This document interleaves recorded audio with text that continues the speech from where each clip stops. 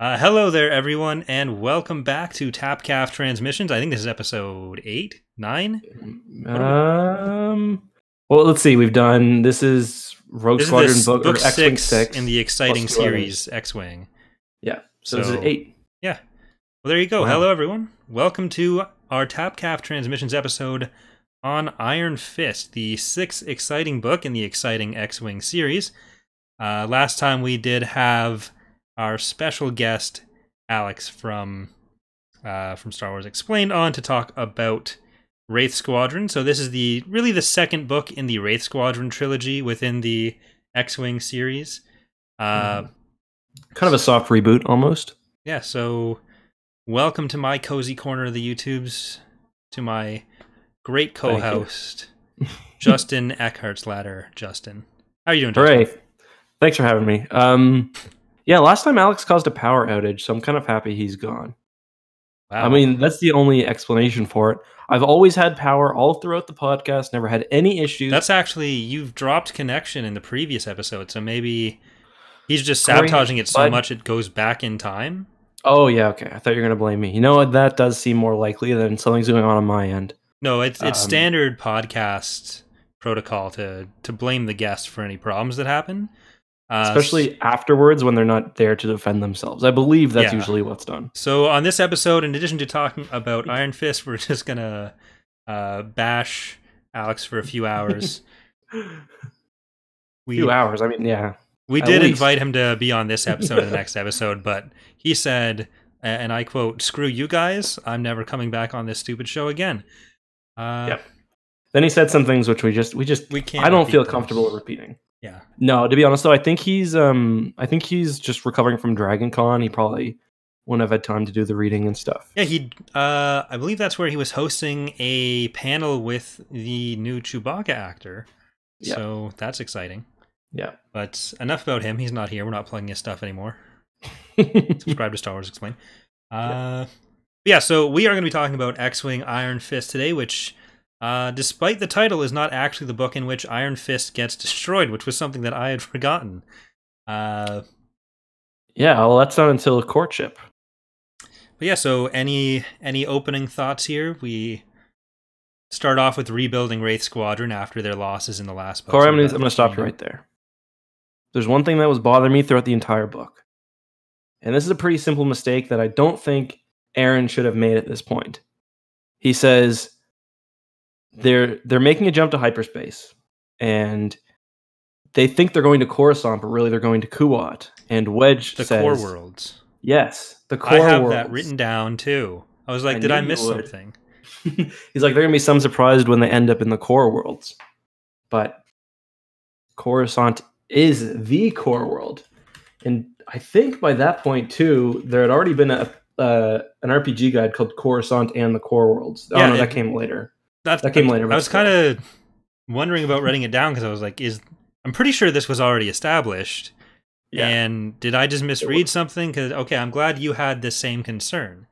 Because I thought maybe I'm an idiot, but it turns out Wedge is actually the idiot. So yeah, so that's really the only thing I can think about this podcast. So if we can manage to stretch and discussion over that entire line for 2 hours, I'll be happy. There is one other error that I made last episode that I would like to issue a formal public apology for. I said during our discussion of Wraith Squadron that Lara Notzel, or Garapetathol, was actually a New Republic agent the whole time. I was wrong about that. She becomes much more of a focus in this book, and for whatever reason, I just had the timeline wrong on that. So I'd like to announce you're a fake fan. At this point that I am resigning as host of this episode of Tapcaf Transmissions. So, Justin, you are now in charge. How about I'll take over next time? Okay, that's okay. We can close this one out with your help. Okay, so the first thing for me though is like we're getting to the point. I'm really bad with names. It's hard enough with like you have 12 different, like in the first 4 books, you know, you've got 12 fighter pilots plus the support staff or whatever. That's manageable. But by this point, you're throwing in a whole nother squadron. You've got some like Lara who've got 2 different names. And it's just to be fair, her code name or her secret name, Lara, is only 1 letter off of her real name. So that'd be like if you had to come up with a secret identity And the first name you come up, yeah, I'll be Dustin. EckhartsLadder. Eckhart's footstool. Exactly. But yeah, no, this book, I don't know, I thought it was really fun. Like, despite the fact that it's like probably one of the first books where they, in a meaningful way, like delve into like the psychology of some of the characters, especially Lara and Ton. But I don't know, there's also a lot of fun here. Like the Ton and Faye stuff was really good in the last book, but I think it's taken to another level in this book. And same with the Wedge and Wes stuff. I think Wes is like such a fun character in this book, and he like really keeps it light. Like there's just so many like legitimately funny jokes in this, like whether it's Wedge like reacting to some BS that the squad's done, or like Wes just like throwing in, you know, little quips here and there. I don't know, it's just a really fun, enjoyable read. Usually, like, I don't know about you, but when I deal with these, I spend the first week, so like the rest of this week and next week, thinking about how I'm going to get started on the book early this time. Definitely get started on it early. Maybe like the Wednesday before, so I have a whole week. And then it gets to like the Saturday or the Sunday, and I'm like, damn, I'm probably not going to start this till Monday. For me, this week, I started this yesterday and basically just read it all in one sitting. And it was still really enjoyable. Still loved it. So that's a good sign, I think. Yeah, I was actually reading this I started reading it on the train home because I went to visit my family last week, and it was something that only so far Plagueis and Back to War I kind of had, where I'd finished the book and then I just immediately wanted to start reading the next one. So I really enjoyed it. And there might be some never before seen stuff happening with our book rankings later. So stay tuned, everyone. Well, now I'm interested. Yeah, so you should try maybe consider listening to the audiobook afterwards. Some of them are pretty crap. I mean, they're all really short. The audiobook for this one's like 2 hours 50 minutes. I kind of listen to it afterwards because it's kind of a nice way. It like hits all the key points. Basically, you're essentially reading the Wikipedia article. Yeah. But honestly, they're worth listening to just because of the sound effects. It'll be like, especially the old ones, they're so bad. It'll be like there was there was laughter across the bridge, and they'll like throw in a sound of like clearly children laughing. Oh God. I just finished, but even in the new ones, they're kind of like this. I just finished Apocalypse, which is the final book in Fate of the Jedi, and there's one part where it's like the Senate murmured. And the sound effects they used is someone going like really loudly. That and the music choices, like it'll be like Wedge won a game of Sabacc, and it'll be like Binary Sunset starts playing, or like stubs his toe, and it's like Imperial March. It's like, but yeah, for me, like I usually read them. Lately, I've been like going for walks and reading them, or sitting on the back deck or whatever, and then I'll listen to the audiobook. It's kind of been a nice way to, you know, hit some of those key points again. So on the topic of names, we have three new Wraith Squadron members who do you want to touch on those three first before getting into the main plot? Just cover a bit of who they are. Yeah, hold on. I actually don't remember their. Oh yeah, right, so there's Dia is the first one, right? Dia Pasek. So Pasek, right. We have. So she was a Twi'lek slave, right? Because of course, if she's a Twi'lek, she must have been a slave to somebody. And then we have Shala, who was who's Kel's old hand-to-hand combat instructor, or her. I can't remember if she was or her sister was. Like the sister of her. But they're she's really cool. I liked her. And we have Castan Dawn, who's replacing Grinder as the app of choice and the slicer in the squad. Right. Grinder died. He died in the last battle of last book, right? Doesn't he get trapped inside? He was inside the Star Destroyer. Yeah. Yeah. And then we also have Lara. Yeah, Lara that's kind of a joins the squad as the 13th member. Wraith Squadron for lucky number 13. There's something that I really kind of flagged super early on in this. So just to explain, Lara's kind of got an interesting thing going on. She's actually an ISB agent, but she kind of she's in the last book and she embeds herself. She's on the Implacable, right? Yeah. And then she's kind of serving with Tridget. Decided Tridget was useless or basically dishonorable. Yeah, which she kind of was. And then she leaves and kind of she surrenders to the New Republic basically. But her backstory is that she's someone named Laura Notzel, someone who had died during one of the Implacable's attacks in reality, but she takes that persona.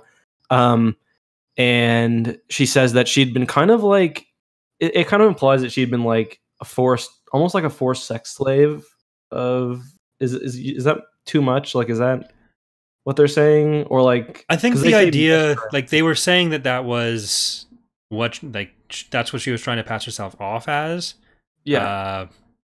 Yeah, that's what I mean. Like that's what the New Republic thinks, right? Like that she was like a forced mistress, basically. Walked away. That's what the New Republic, that's what Ton thought, that's what Face thought. That's basically what I guess the whole squad is thinking throughout the entire book. So the really inappropriate thing for me is the fact that she's recovering in the hospital, and the members of Rogue Squad, I think it's Face and Fanon who come up with this plan, are like, they're like, let's put her right back in harm's way, put her like in front of another like really abusive man, because they're trying to catch basically a New Republic officer who's kind of running this whole scheme. She's probably got some serious like PTSD. And they're like, yeah, let's throw her back in action. Not only let's put her as part of the Starfighter squad, but let's essentially use her as bait. And she does end up getting beat up pretty badly as well. Yeah, and they don't know anything about the fact that she has this background of training either. This is entirely like civilian who was forced in their minds. This is a civilian who was forced into that position. And they're like, hey, you want to basically go do that again? That's it's a little messed up, especially because like she's literally, I think she meets Face or Fanon in the hospital too, and it's just like, god damn, give the woman a break. Like there's like there'd be some serious trauma going on, because at one point they're even like, the way she walks, it's like you could tell that they like scrubbed all because her backstory is of like a kind of a farmer on this world that they bombed, and it's like, they scrubbed all the farmer out of her, and like he molded her and hid her in this hidden closet and stuff, and pretty brutal situation. Yeah. So that officer, Atten Repnis, I think it's Repnis. It might be Repnis. Yeah, Repnis. Yeah. But yeah, so that was Tyria's officer, another one of Tyria Sarkin, another one of the Wraiths,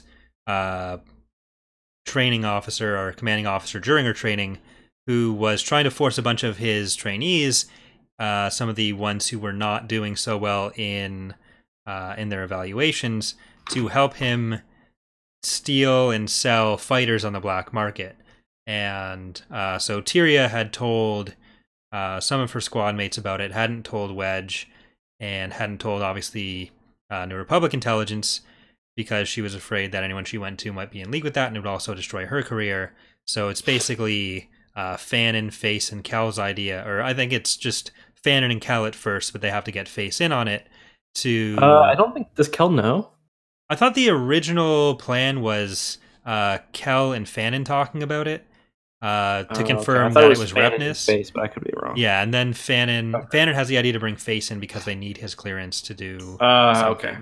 Yeah. And then Kel just gets kind of written out of the book after that. So like Kel and Tyria, I'd say, are the two main characters of the last book, and Kel spends half the time away from the squad in this one. It's kind of weird. Like, you don't really.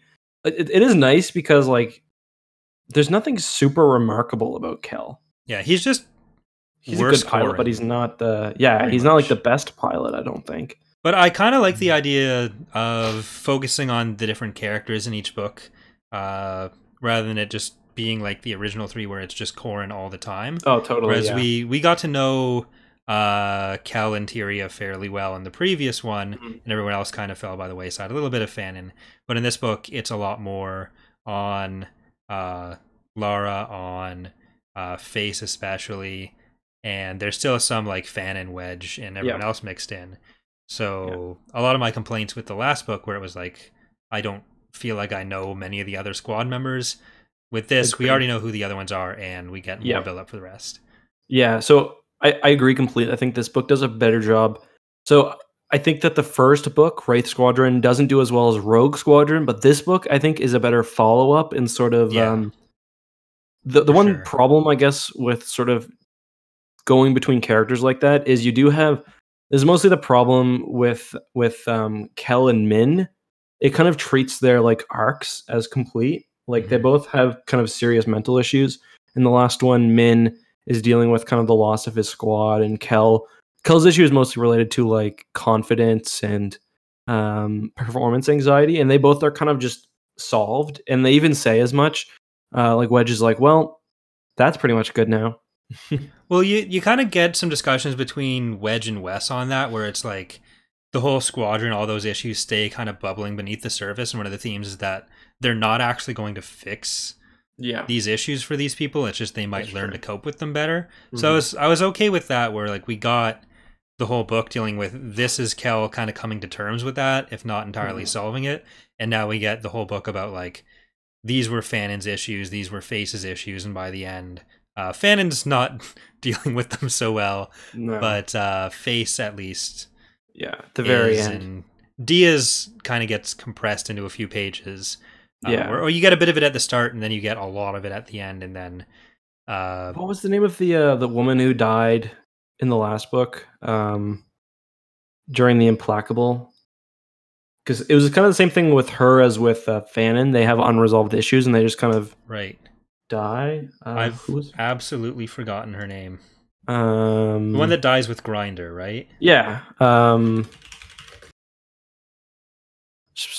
Grinder into Google. No big deal. Grinder Bothan. That'll be better. He was a Bothan, right? Yeah, he was a Bothan. Sandskimmer. Thanks. Right. Yeah. Sandskimmer. The one who's got the weird hate of Luke. Well, not weird.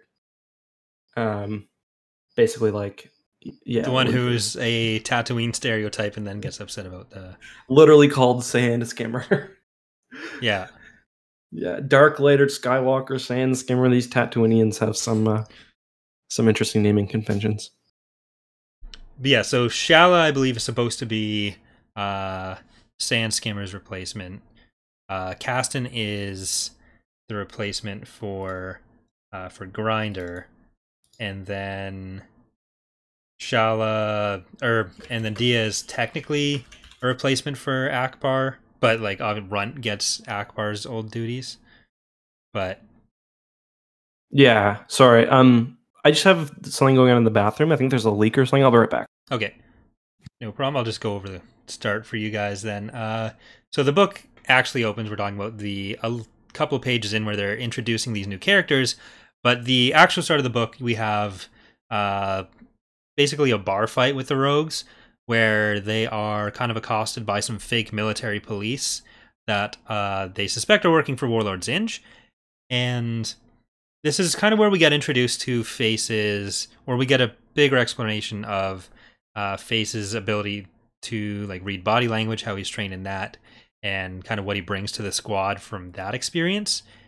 So he's, after the resolution of the fight where they've dealt with the fake Zsinj military police, otherwise they would have been arrested or shot themselves, they're in a kind of like a hearing to see whether Face had acted properly and Fanon had acted properly. Fanon actually slits the throat, I believe, of one of their assailants, who was actually the squad leader for the assailants, with a scalpel, with like a medical scalpel or a vibro scalpel,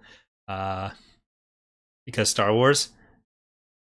And Face kind of explains to the commander how he's able to say, like, well, this guy didn't have the ability, or didn't have the kind of gait you'd expect for where he should have been from, and this was not who it was supposed to be.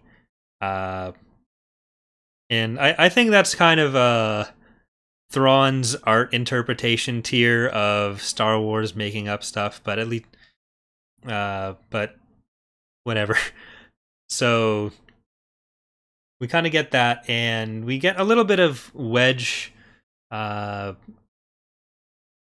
of pondering what he'd gotten himself into with Wraith Squadron. But yeah, so that is pretty much how we open the book. Then we get introduced to... Welcome back. I just went over the bar fight at the start. If there's anything you want to say about that, or faces, body language skills. How do you feel about that? I mean, it's kind of like the sort of classic X-Wing thing of everyone's got like a really exaggerated skill. I mean, face, I think, is like at this point way too valuable to even be risking in a starfighter. Because he's got like those impressive impersonation skills. He's got body language skills. He should really be doing, and I think later on he actually gets moved to intelligence, which seems to be a much more.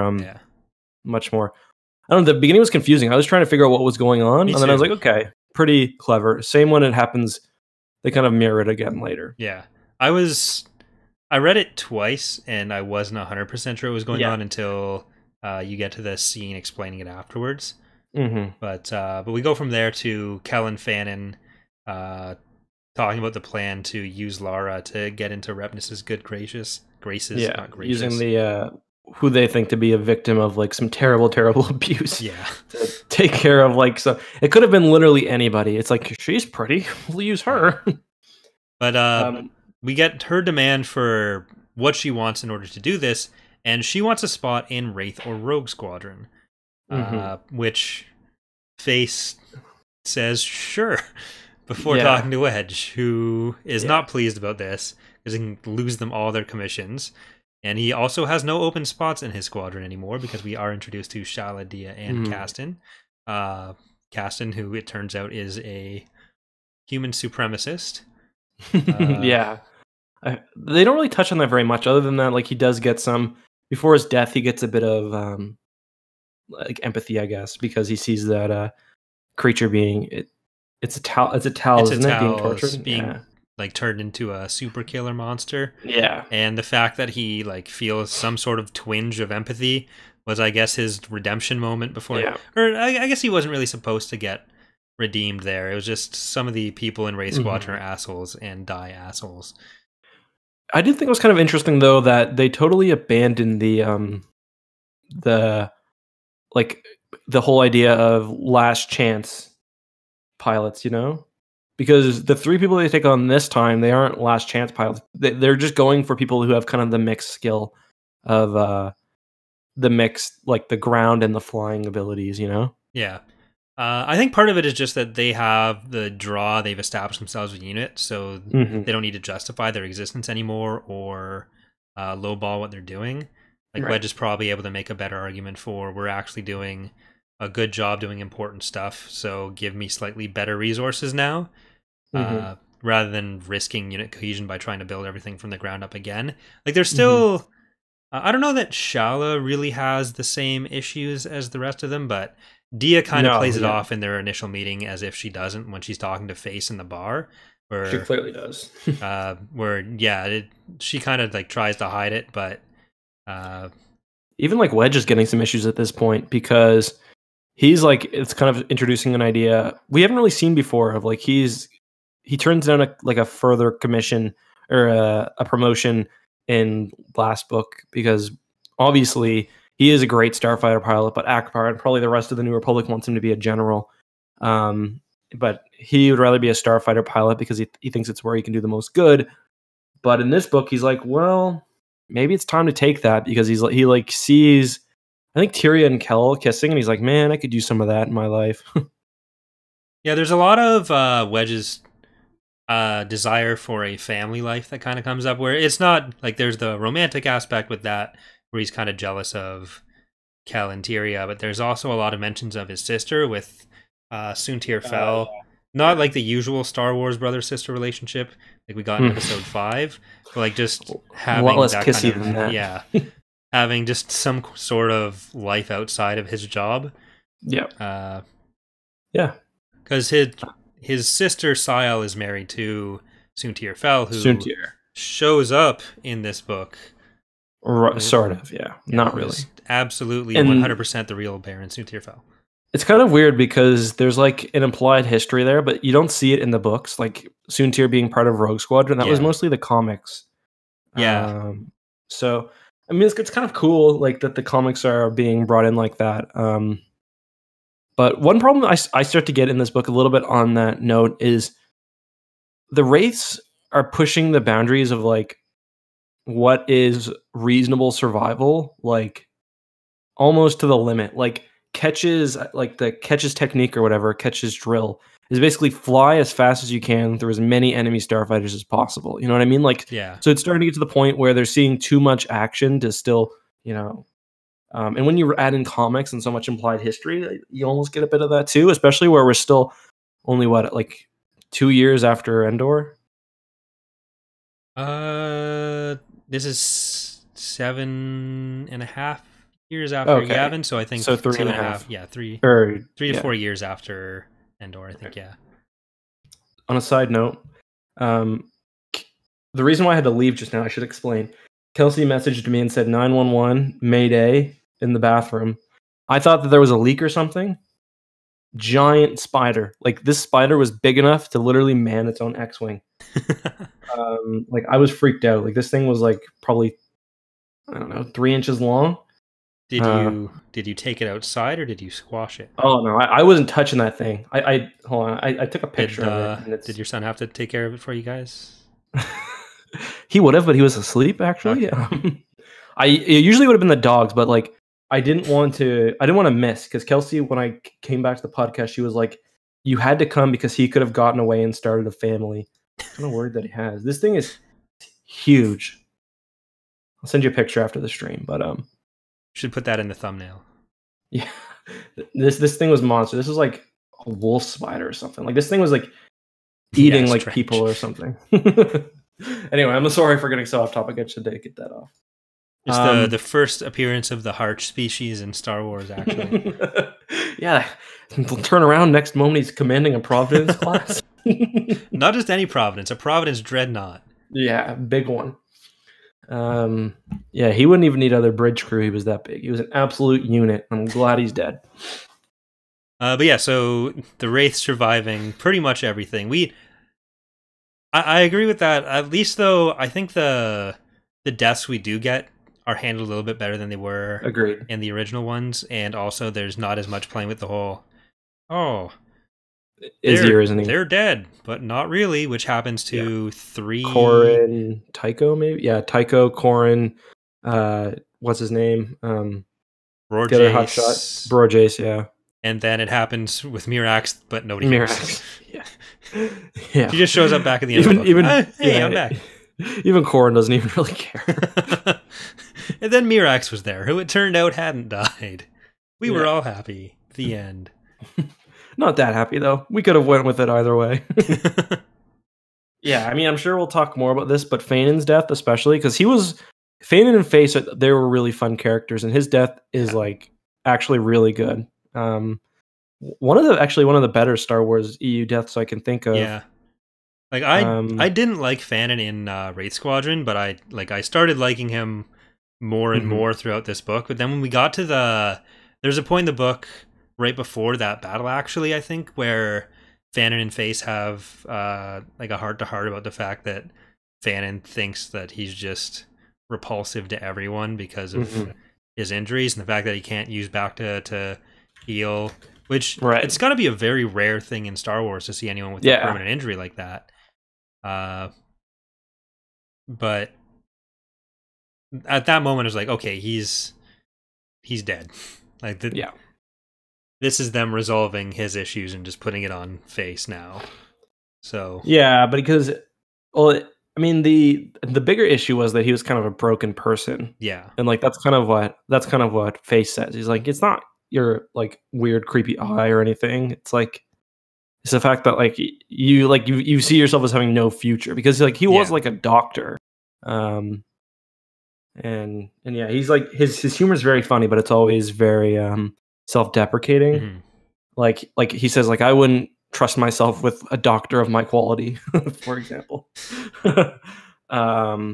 Yeah.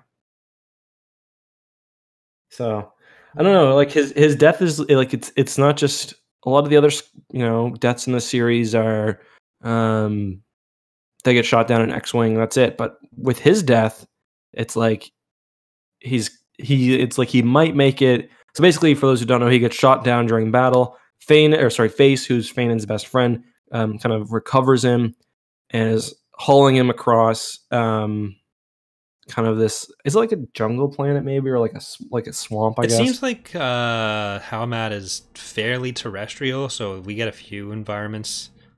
Yeah, but basically in the it's a very kind of interesting image because the Iron Fist is like in orbit, like silhouetted by the moon, and he just dies, and it's a good moment.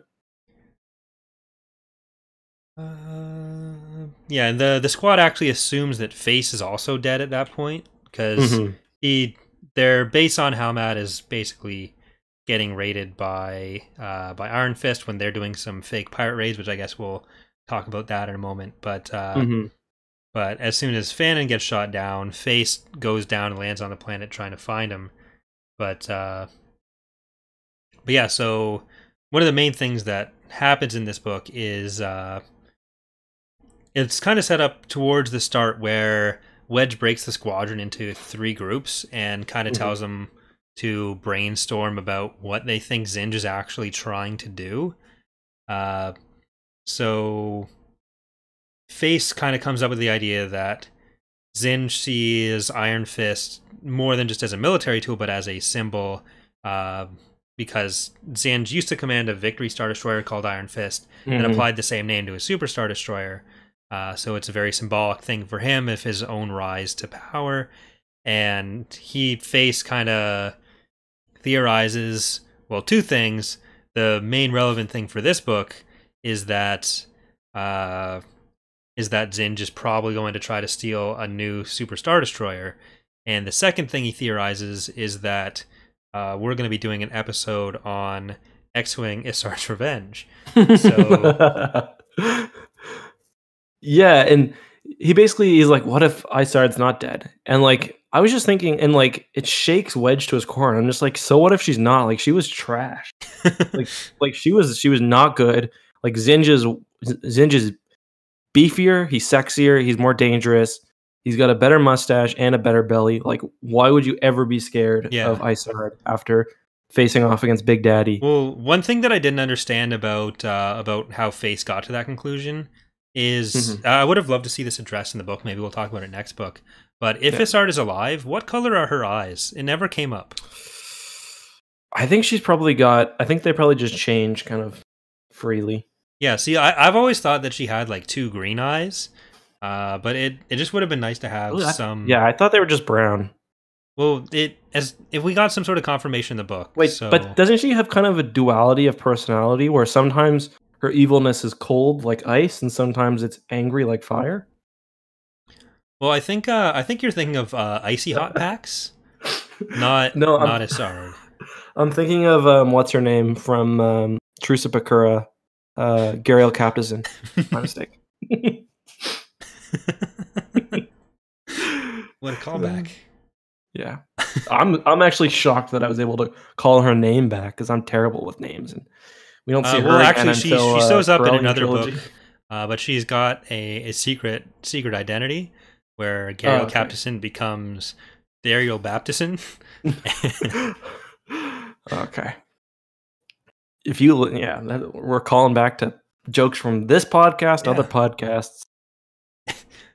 That's when we really jump the sharp. It just becomes entirely self-referential humor. Yeah. But yeah, so basically Zsinj is an interesting villain because he's definitely not in it purely for he's interesting for a few reasons. He seems to be a lot more reasonable than many Imperials, sometimes anyway. Like, there was one moment where he has somebody killed on his bridge who was basically playing a fighter simulator. Yeah. But other times, like, the way he deals with pirates is very reasonable. He's cruel, but not as cruel as like others. Although he does do things like he's doing that sort of project to weaponize aliens, which is obviously pretty shitty. And he's also giving the New Republic false leads about planets so that they'll go and basically bomb civilian or local military targets so he can just come in and be the hero. Yeah. But yeah, I don't know. He just seems reasonable with his subordinates. Like, he takes some flack from... I think he takes some flack from... what's his name? Like, the what's the commander of the Implacable again? Tridget. Tridget. Yeah, he takes some lit from Tridget in the last book. And this one he takes quite a bit from Melvar. And like he doesn't execute them. Like around like Isard, you can't talk freely because she'll just like kill you. Yeah. Well, I think the thing about Zsinj is it's more that despite some of the memes, he ends up being less of the evil McBad guy caricature than a lot of other Imperial leaders do. Totally. And like there's some elements of that, but it's stuff that's fairly reasonable for someone who is that kind of like military dictator. So like how no one's allowed to look at him when he's fallen down or help him up. Where you get those kind of like quirks of megalomania, but still at the same time, he's more believable. And I think that kind of comes across as him being more reasonable, even though he's like clearly has a bit of cult of personality thing going on too. Like, I couldn't figure out whether this was true or not. But at one point, he's like drinking on his ship, and it like smells like liquor. It looks like liquor, and Melvar says Zsinj was known for acting drunk, even around like subordinates and other officers. But everyone knew Zsinj never drank when in command of a Super Star Destroyer. So basically, he's implying that like Zsinj just does this for the like to keep people on their toes, basically. And to me, though, I took that as Zsinj just straight up lying, and he does drink, because like he's really fat, and like I don't know, it just doesn't seem to me like he's like he doesn't seem like somebody who's very regimented in that way. Yeah, I kind of just took that as Zsinj does drink. He's got basically his own little bar set up in his weird his weird little space, but like he's just so like alpha male that he just tells people he doesn't, and they're like, well, I guess he doesn't. I could see that being the case, but also so much of what he does is like performance. Yeah. So like I kind of saw him as they talk about him being like Han Solo's arch nemesis and rival and everything, but he really comes across more as a foil for Face in the book, where they're both that same kind of performance. Over dramatic and stuff. I do like how he's just described at one point as like short and fat. It's just like he's short and he's fat. He's not the kind of guy you'd expect to be an Imperial officer. Most Star Wars books, like if someone's fat, especially an Imperial, they'll describe him as being like well muscled, but with like they'll say he has a powerful chest, but covered with a little fat, or he was tall and broad, but with a large belly. Usually, like, but in this case, just like no, the dude was short and he was fat. Well, the fighter simulator guy on the bridge, he finds that out because he's like his room is just a hollow projection or a recreation of the bridge, where he's able to like go and look over all of his subordinates' shoulders while he's doing stuff. Yeah. So he seems like he's always on duty. So if he's ever drinking anything, it's well, yeah. So he didn't even drink when he's in command of a ship. So I assume he just doesn't anymore ever. Yeah. What do you think? So you kind of touched on this basically. What do you think of Han being given? Well, I guess he already had the commission from Endor, but what do you think of him being in command of Solo Command? That's always been one of the weirdest things to me, is the idea of Han as this fleet commander position, because he clearly hates the job too. Yeah. And it's probably one of the bigger New Republic fleets we see too, because he says he's split it into 3 groups. So we had like proper 3 capital ships, which is huge for the series. In Solo Command, we actually get a full breakdown of his ships, and he's got like, I think he's got like 6 or 7 in total. Because I remember one of the fleets has 2 Star Destroyers. So yeah, he's packing some serious power. But we'll get into the superpowers of Mon Ramonda later, I assume. Yeah, Jesus, the thing takes a full broadside from a Super Star Destroyer like nothing. I mean, his tactics aren't especially good either. The Super Star Destroyer's running, and I guess it works. In front of him, guys. 2 Super Star Destroyers? Like, he's like, let's just get in front of it. I don't know why early season Homer Simpson is here. But, so when we find out about Zsinj's fake bridge, we get Melvar's creepy sneaking up on him thing, which one of my favorite subplots in the book. just Melvar trying to freak Zsinj out. But that's when we learn about that they're trying to get Gera's attention, get her back into Imperial service under them. And I'm not sure if that's when they no, that's not when they make their plan to lure her out, but that's when they start talking about how she's pretty early there, yeah, because she's not with Wraith Squadron just yet, so they wouldn't have that plan yet. But they do express an interest in her at that point. Yeah, because they know she's sort of embedded within the New Republic by now, but she's also going through this kind of internal struggle, which I actually think the way the book deals with it is pretty interesting, because so she's going through this internal struggle, and her background is in Imperial intelligence, and she's basically getting to the point where at certain points when she's under a lot of stress, she almost like disassociates, and like sometimes she even forgets like who she, like which one of her identities is reality. Yeah. I really liked how they handled most. Sorry? No, go ahead. I really liked how they handled most of the stuff with her. It's just, I did find the position she was coming from to be a little weird with how they justified why she was switching sides. Because with her position in intelligence, you'd think that there would be, because it was like her skill set is as a performer, basically. So you'd think thered be a lot more interaction with enemy forces. But it's basically the fact that she was exposed to the enemy force, to the New Republic or Rebel forces.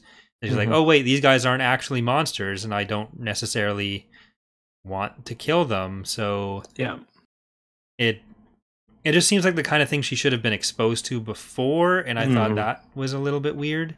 That she was just getting those. It's kind of surprising that even the intelligence personnel are so heavily indoctrinated. Like, you would want them to generally kind of have a good idea of what's really going on. But yeah, interesting character though, and yeah, we'll see more from her obviously in the next book. What was I going to say though? So let's talk basically about Zsinj's. I guess, do you want to talk about Zsinj's plan for her, or do you want to kind of keep in order? I guess we'll probably get to that in a minute, just because I guess we'll talk about the Hawk Bats and then the Wraith's general setup, basically, because I guess like most X-Wing books, there's a lot of time dedicated to like talking about their base and their HQ and their general like mission setup. So in this one, it's kind of weird. They're in like basically an abandoned asteroid, which has been hollowed out by some mining guild. Tonheld Mining Corp. That's what you're. Tonheld Mining Corp, Site 3A3. Yeah. And unfortunately, they don't get to keep the CR90 they customized from last time, which is too bad because it's a pretty cool ship they got going. Yeah. Well, Wedge has a pretty good point with that, I think, where like the idea to start acting like pirates is basically based on Piggy's conclusions from the earlier thing about finding out what Zsinj is after, where Piggy says we should act like pirates because Zsinj is apparently trying to court pirates and has all these secret financial interests. Yeah. So they set up on Halmad with that freighter, and one of them, I think it's Kel, asks, "Why are we not using Nightcaller?" And Wedge's like, "Yeah, the Corellian corvette happens to help destroy Implacable. Then another Corellian corvette shows up. It'd be a little bit suspicious there, buddy." Yeah, but I mean, at the same time, like they run the TIE interceptors on missions for and against Zsinj. Yeah, like I don't know, like it's just kind of disappointing. But I understand it. The new freighter they have, they don't spend hardly any time with it. And this is one thing that I messaged you about while we were reading. So they're on this in this asteroid belt, which I guess is in the same system of the planet they're raiding. But it never really talks about like how they get to and from the asteroid belt, because most of the time they're flying TIE interceptors because they're supposed to be pirates. And they steal those TIE interceptors from that planet, actually. So I guess they're just flying sublight to and from their base every time, which seems to be like a really bad idea. The main base is on the planet, because I'm pretty sure Face walks there, right?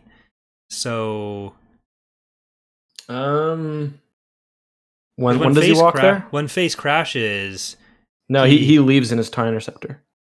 Does he? Oh, right. Okay, Yeah. so never mind. Yeah, because their main base is in the asteroid, because we get that scene where Min is like practicing zero-G shooting, which kind of comes into play later on. Yeah.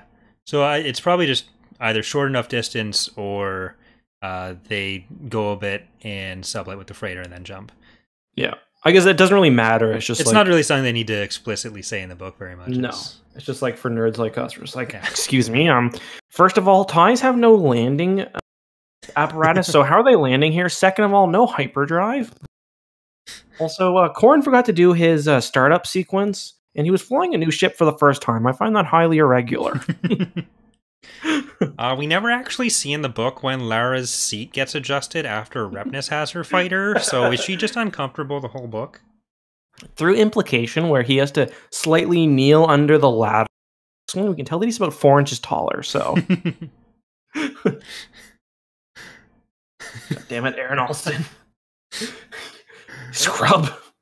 But yeah, so we get the breakdown of their new base and their Zytar, or I'm never sure how to pronounce it. Zetar. I just said Zytar. Zytar freighter. The Halmad base. Then we get the raid on the Halmad base to get the 5 TIE interceptors, which it kind of works as a way for them to introduce the scales of the new Wraiths more than anything, especially Shala and Kastin. Yeah. Where Kastin's like saying, oh, if you set off too many different flags for stuff that's not supposed to be happening, base will go on full alert. And Shala is like doing a bunch of commando stuff to get a skimmer. And that seemed a little unnecessary, because it's like this book has a few situations where like characters are sent off. Like Shala is sent off a couple times on her own. Didn't quite understand what her purpose was. She goes through a lot of work to steal that skimmer. Yeah. Then this book kind of suffers from like the very common X-Wing thing, where like their plan hinges on so many things, so many assumptions working. Like this plan is just, it's ridiculous. It's super fun, but it's ridiculous. Like basically they want to attract Zsinj's attention, so they steal TIE interceptors and pretend to be pirates and raid this planet that Zsinj will hopefully notice, you know? Yeah, it's a pretty long sequence, and it basically just serves to set up the fact that like everything they're going to do with the Battle for Razor's Kiss will work. And in that battle, Shala kind of takes over both her and Kastin's jobs, because Kastin makes a program later, which we'll talk about the repercussions of, to kind of, if they can plug it into the Iron Fist or Razor's Kiss, they can track it, and that's how they're going to get Mon Ramonda to the Razor's Kiss / Iron Fist. And Shala ends up being the one to put that in. So she's doing her commando duties plus Kastin's computer duties. Yeah, because Kastin's a loser, basically. One thing about seeing of Mon Ramonda, because I think we see it pretty early on. They don't acknowledge that it's like this new Mon Calamari cruiser, because in the later established lore, it's an MC-80B, which is kind of like a midway ship between the MC-80 line and the like fully MC-90 warships. Yeah, it's basically like the first production warship that the Mon Calamari do. But yeah, we don't really get any acknowledgement of that. I did a whole video on it though, and I found it gets destroyed during Operation Shadow Hand, I think. So that poor ship. Yeah. Funnily enough, right after Han is no longer on it. I think it's eaten by a World Devastator, but I could be wrong. Get friggin' wrecked that no one deserves. Yeah. Probably got turned into a couple TIE. There's TIE droids out there that are made out of Mon Ramonda. And is that why the World Devastators still aren't working, Corey? Because you're upset about Mon Ramonda? Yeah. # justice for Mon Ramonda. No abilities for World Devastators and Thrawn's Revenge until that gets addressed. One thing, and that's kind of brings me to a point that I wanted to mention.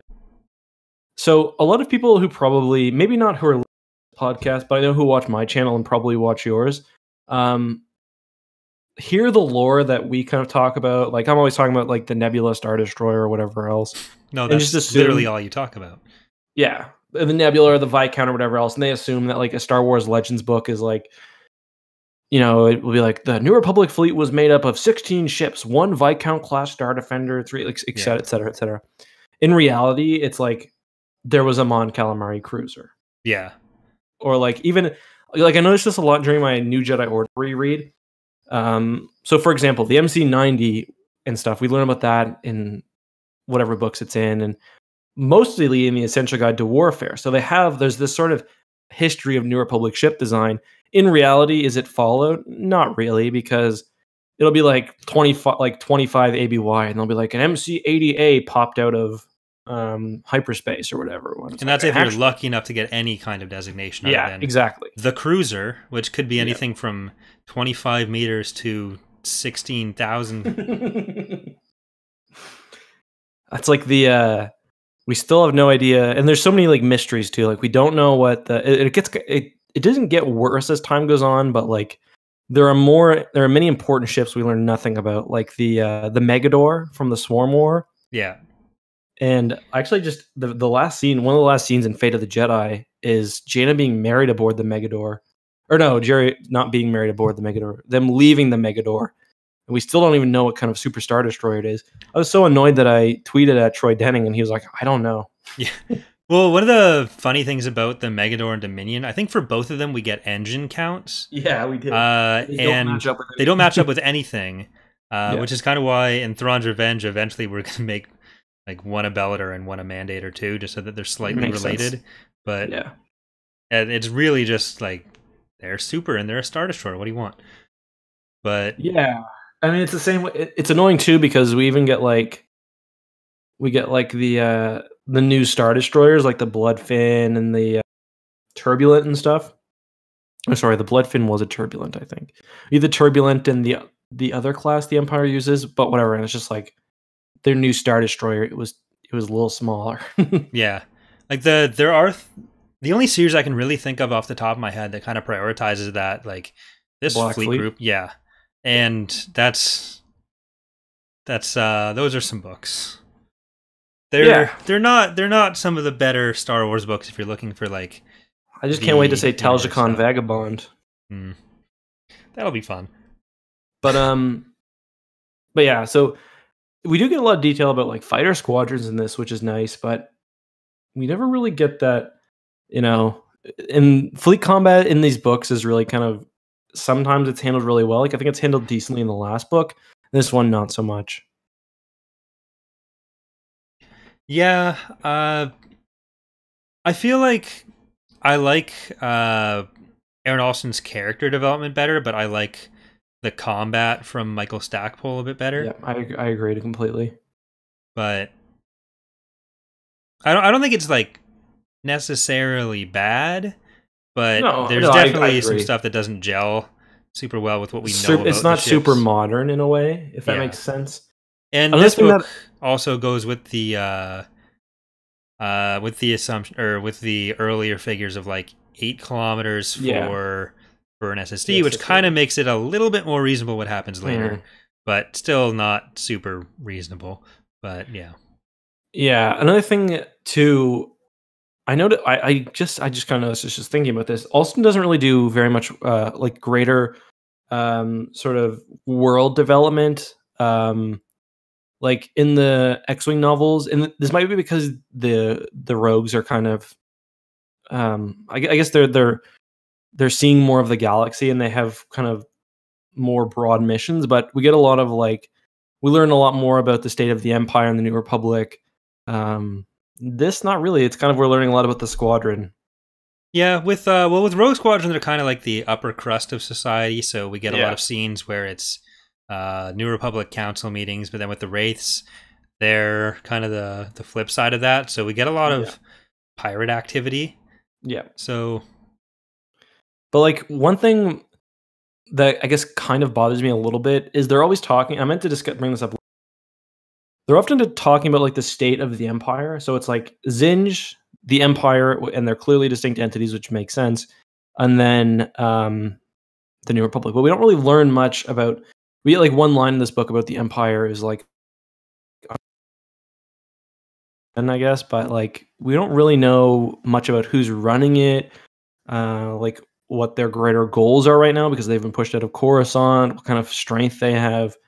It's just kind of Zsinj as like this because he's who's using Imperial stuff, really. Yeah. Like, I think between...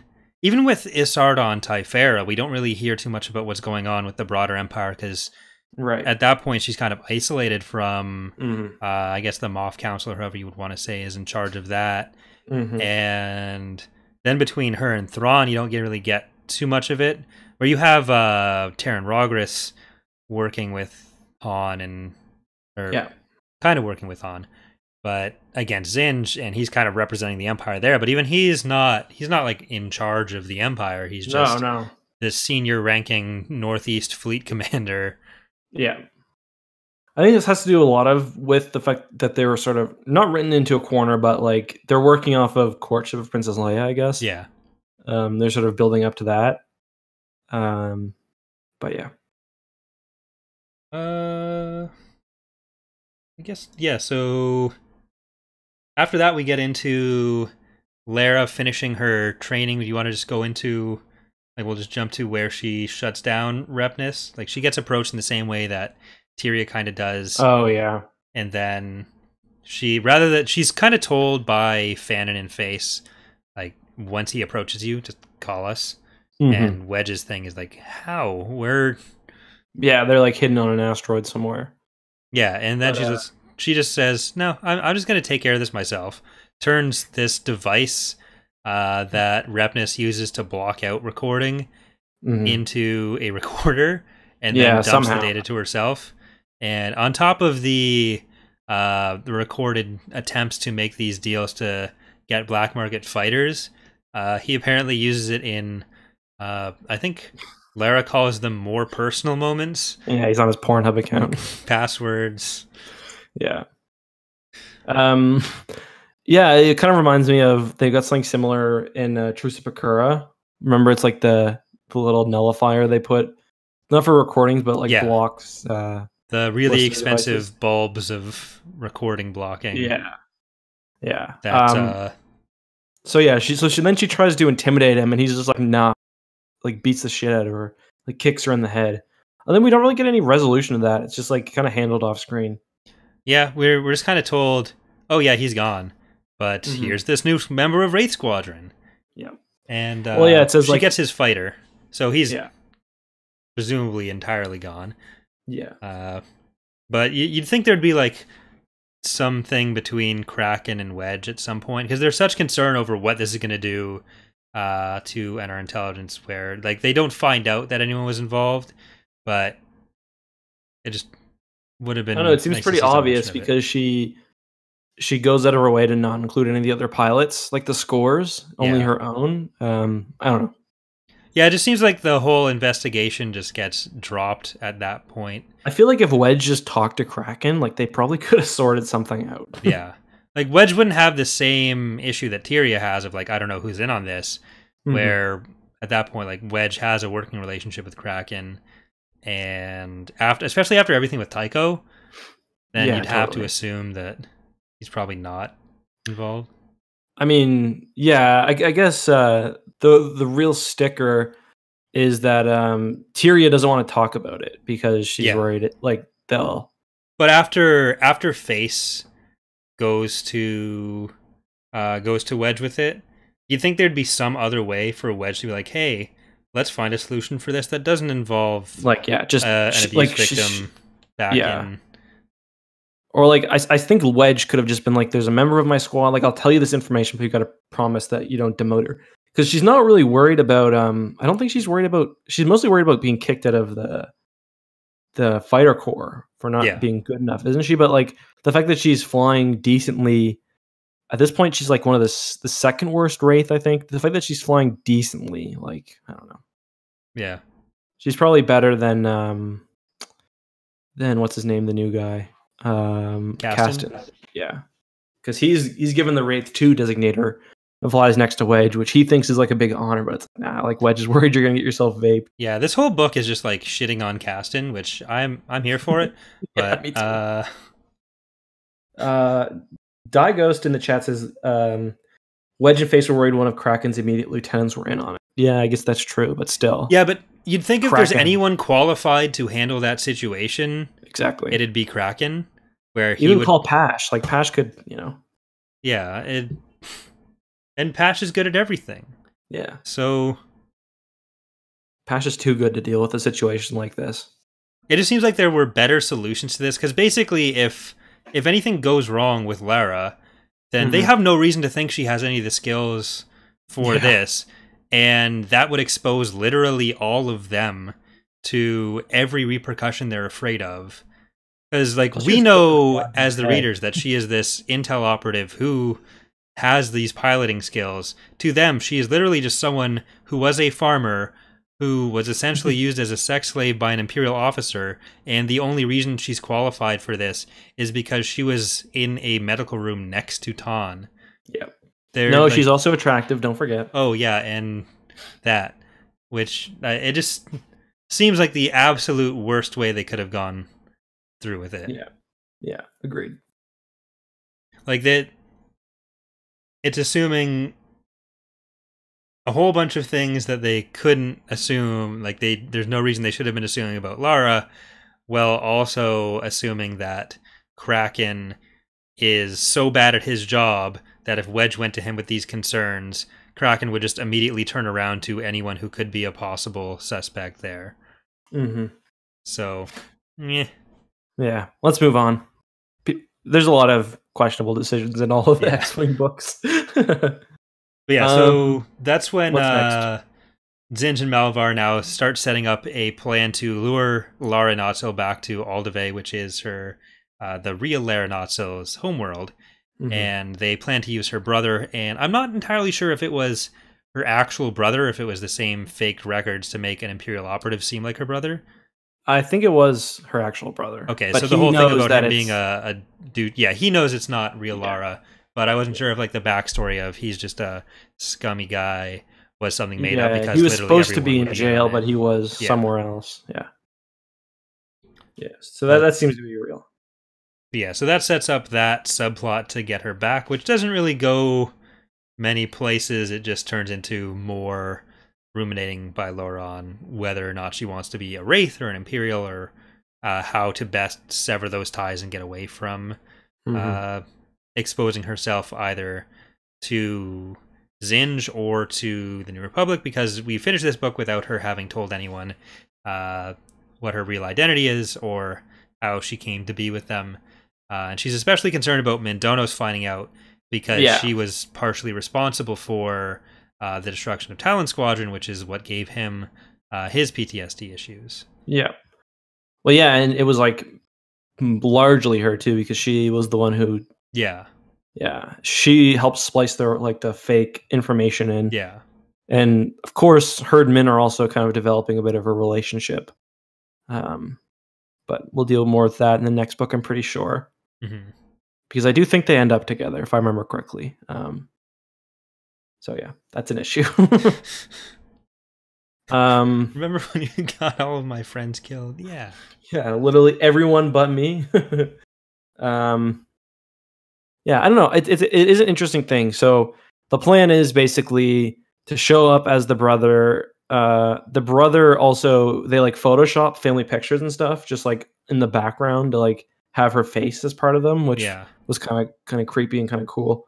And she's just like, this is gross. And kind of through all that, she realizes, plus the Zsinj's overall strategy, that Zsinj also isn't a man of, and that like the rebels aren't, like, she's kind of accepted for the first time, and she's feeling the love for the first time. So like I liked that a lot more than the focus on like, oh, it turns out the rebels aren't attack dogs, because I thought the rest of that was done really well. It was just the sudden understanding that rebels aren't attack dogs that and that's only really one scene too. Like when they're in the hangar and they're like, okay, we'll try not to kill people. She's like, TIE pilots would just be like, let's blast shit. But do you want to just resolve the rest of like that recruitment subplot here, so we don't have to jump back to it later?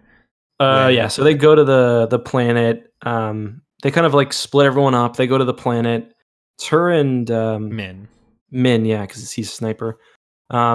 her brother's there. He basically says, all right, there's a couple of options.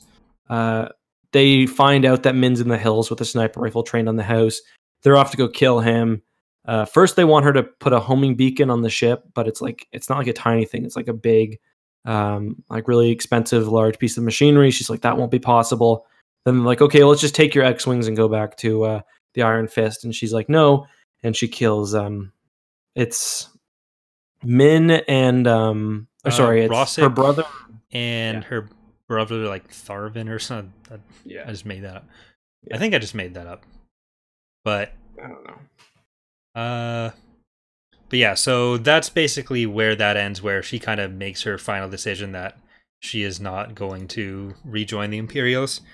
Like, again, it's a little bit later in the book, but just so we don't end up going too much back and forth. We do get a nice scene between Tyria and Lara for that, when she actually gets the request to go to the planet, where Lara kind of goes through a sequence of a bunch of wraiths looking for a place where she can just go and punch something. Whereas, like, she has the scene with Tyria, then she has an exchange with Kel, and then Min. And they all have their own, like, way to let off steam, because they're all kind of broken people. It felt like she's like disassociating a bit. Yeah. It felt a bit like a series of conversations in a JRPG, where she was just walking down the hallway. I've been playing way too much Fire Emblem.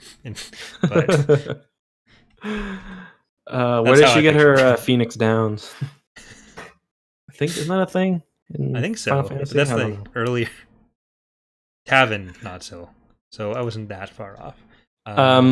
One thing, so that gets resolved. And one thing I wanted to mention too, earlier when they're kind of establishing themselves as pirates, they're attacking this freighter.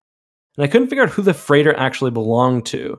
Because, so the New Republic has this thing, they don't like when even like special operations squads are allowed to engage in piracy, because it usually ends with whoever's leading the squad basically taking not kickbacks, but basically taking a cut. Yeah, just becoming actual pirates. Or a warlord even. But who, like, so they're attacking this freighter that they find out the information, because I think Face gets one of the guys drunk. Yeah. And they end up robbing it twice. Are they robbing from the planet there? Is that like a private person? Because it's not the Empire. I think they're private, but they were also running cargo for the Imperials in some capacity. Because wasn't there a TIE Interceptor? Yeah, there was on one of them parts. Yeah. So there was something where they weren't just like a straight up legit business. So I think there was some target selection with that, but I don't remember that part enough to be 100% confident in that. You know? But yeah. And it was really just really mean of them to get the information, basically track them and rob them again. Jesus, yeah. Nice doing business with you, he says as he puts his family into poverty. We don't kill anyone, though. Yeah. Do you have a moment to talk about how economic policies kill people, General Carp? Yeah, as his children lay starving. Well, that's what they had to do. Like they had to raid the Imperial base. They had to get whatever they were getting from there. Run just gets really into the whole pirate persona too. You know what they should have just done though? Repair the goddamn Lusankia that they 100% own at this point. That's medical research right now. You can't use an SSD. Yeah, I mean, you can't just put medical research on some freaking planet somewhere. I think it would have been a bit more suspicious to Zsinj if the Hawkbats were running around with an SSD. So if they traded Nightcaller for Lusankia, that'd be bad. In the new canon, there's a pirate superstar destroyer. I think it's the Annihilator, maybe. Did Booster Tarek get upgraded? Kind of. But yeah, it's like it is kind of similar because it's like a floating city, basically. They steal it from the Empire. Nice. Yep. The upkeep on that's just got to be ridiculous. Yeah. I would not want that. No.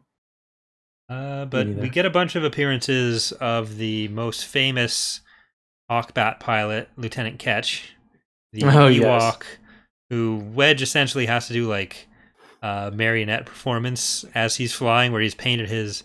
This is at the. I feel like that wasn't necessary. Probably not, just in case. I feel like they should have just told Zsinj that, like, no, that's not actually an Ewok, it's just something we do to screw with people. But that would have been less fun. Yeah. That's true. But, like, I don't know, I feel like Zsinj, like, marionetting pilot, he's, like, flying through hordes of fighters is just like... Yeah, I wasn't clear if it was just, like, the Ewok stitched to the front of Wedge, which has to be kind of restrictive, because they're not tiny. And yeah, well, he describes it as being restrictive, too. I wouldn't risk my life like that. I'd maybe put like one of those window stickers up of just an Ewok. Yeah, Corey only cosplays in his as a furry in his personal time. Well, if I'm driving, I'm not gonna. I got a picture of a dog as my logo, so I gotta be very careful. I always get asked, "Are you a furry?" And it's like, no, it's just a stupid meme.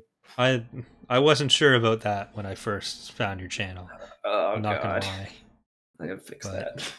I'm gonna edit my logo just at the very top. I'm gonna put the word "not" at the very bottom. A furry. Just so we're clear. Hey, whatever you're into. What's after that? So a lot of surprise they don't all suck. Doesn't kill Wedge on. Okay, yeah. So that's the next thing we get is a big family reunion between all the rogues and wraiths. Where Zsinj is supposed to think that the wraiths are with Rogue Squadron on Mon Ramonda the whole time, but obviously they're off doing their pirating stuff and other wraithy activities. And but we do finally get that meeting between them, where we finally get to see all our favorite characters, like Nawara Ven in particular.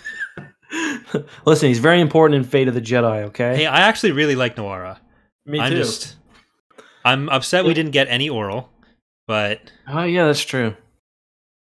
I do like how with Nawara though, like if you haven't read the X-Wing books or the earlier books, you're missing out because they make like reference to him being an attorney. Like they make a law joke, but they don't explain that he's a lawyer really. Yeah.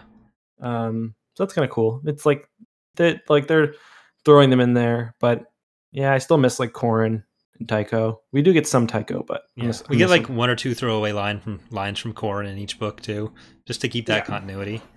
But we get a scene with Nawara, Taldira, who's the other Rogue Squadron Twi'lek, and Dia, I forgot about him. Where they're like stuck. I think they're stuck in an elevator or something. Not stuck, but they're in an elevator, and Nawara decides this is the best time to make small talk. Like, so let's talk about Ryloth. And she's like, I was actually a sex slave. Can you go away, please? Yeah. And then Taldira, who is known for his social grace, is like, yeah, you really messed that up, buddy. But yeah, I like Taldira. That's funny because I couldn't remember if he was dead or not. Yeah, I always think of him as dead, and then he shows up in the subsequent books, and it's Is he flying an X-Wing now, or is he still? He's not still in his. I think he has an X-Wing once he's actually joined Rogue Squadron. I don't think he kept the Chiraki. Too bad. Neat little thing. But Nawara points out that with Mon Ramonda tracking down every lead they get from Zsinj, there's the possibility that Zsinj is putting in false leads and just getting him to soften and getting Han to go and soften targets so he can go in and be like, hey, the New Republic attacked you. You should join me, and you can't defend yourselves against me. So, haha. And it turns out he is right. And they kind of put that to the test with the next planet they're going to raid, where they go and they attack the planet defenses anyways, but that's when they find out that there was no Raptor response. So Zinj's elite forces are called the Raptors, and the fact that there was no Raptors fighting them was kind of their dead giveaway that this was just a planet that Zsinj wanted them to come and soften up for him. And they still do, which is kind of weird because they should have just turned and ran, but they don't. They kind of needed something to draw Zsinj out, but it's like, no, at this point you are literally just doing the thing he wants you to do. Granted, to confirm your suspicions, but you probably could have come up with a better plan for that. The Raptors aren't at this point. They aren't being said to use the TIE Raptor, are they? I don't know if we see any TIE Raptors, but at least we do see a couple of the Raptor troopers. Because I don't think there's any mention of TIE Raptors in this. Like, we get just general TIEs referenced, which I guess since they're not really specified, it probably can be retconned as a TIE Raptor. Yeah. they destroyed a bunch of the TIE fighters. I think there's at least 4 confirmed kills on the planetary defense forces that we get. Yeah. Actually, Wedge gets 2, Lara gets 1, and another rogue or another Wraith that I can remember gets 2. I can't remember which one it was, but there's at least 5 fighters that they kill there before Iron Fist shows up. Right, and to be fair, some of those are also on the way out too because they get attacked by the moon base. Yeah, makes sense. But the big thing with that battle, though, it's mostly focusing on Lara and how she's flying with Wedge. And she has multiple opportunities where she's like, I'm flying against these Imperial pilots, and I'm kind of hoping I'm not going to have to kill any Imperials, because when I get back, how's that going to be looked at? And then she's like, oh, I'm flying with Wedge. I can target Wedge. He's right there. I could shoot Wedge. I could kill Wedge. Am I going to kill Wedge? I'm not going to kill Wedge. Here I am not killing Wedge. And the whole chapter is really just that. But, yeah. Because that's also when we get the first bit of the, like her kind of experiencing what the rebels were really like as well. Yeah.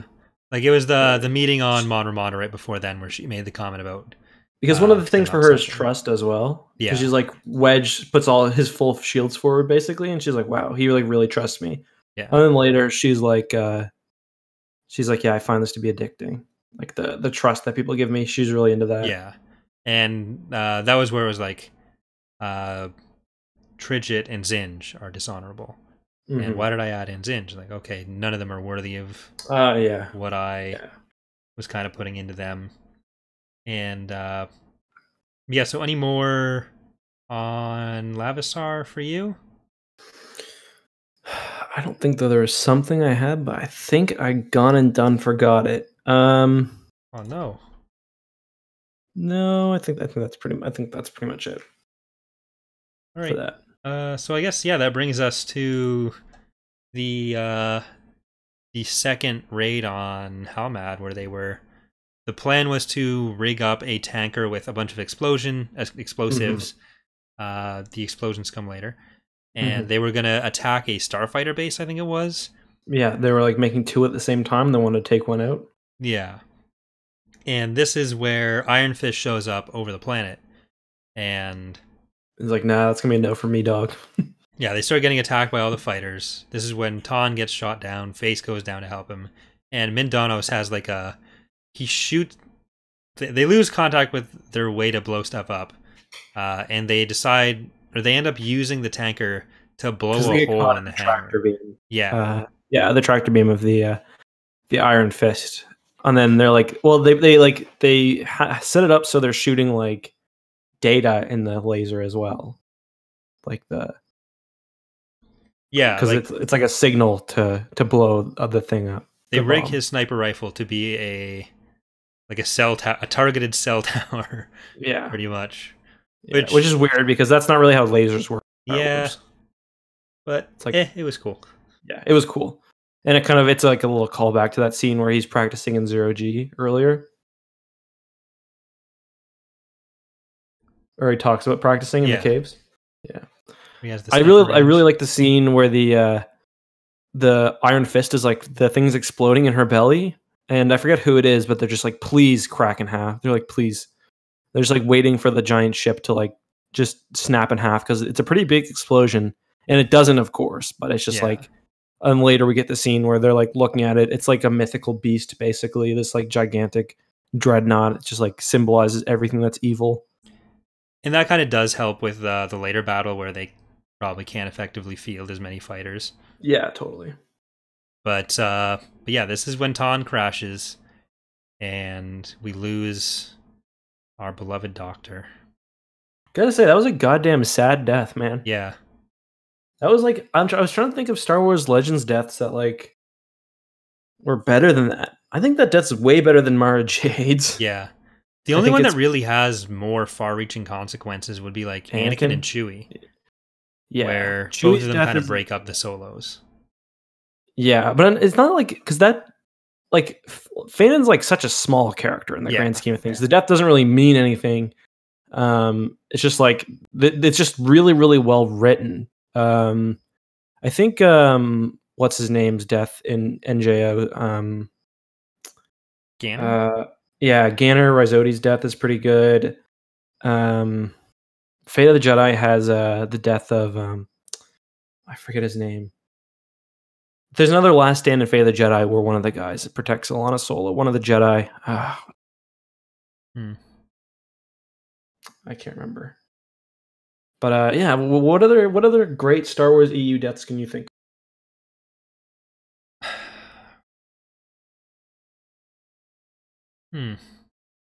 Nothing that's like impactful on the same emotional level that we get here, other than maybe Anakin and Chewie.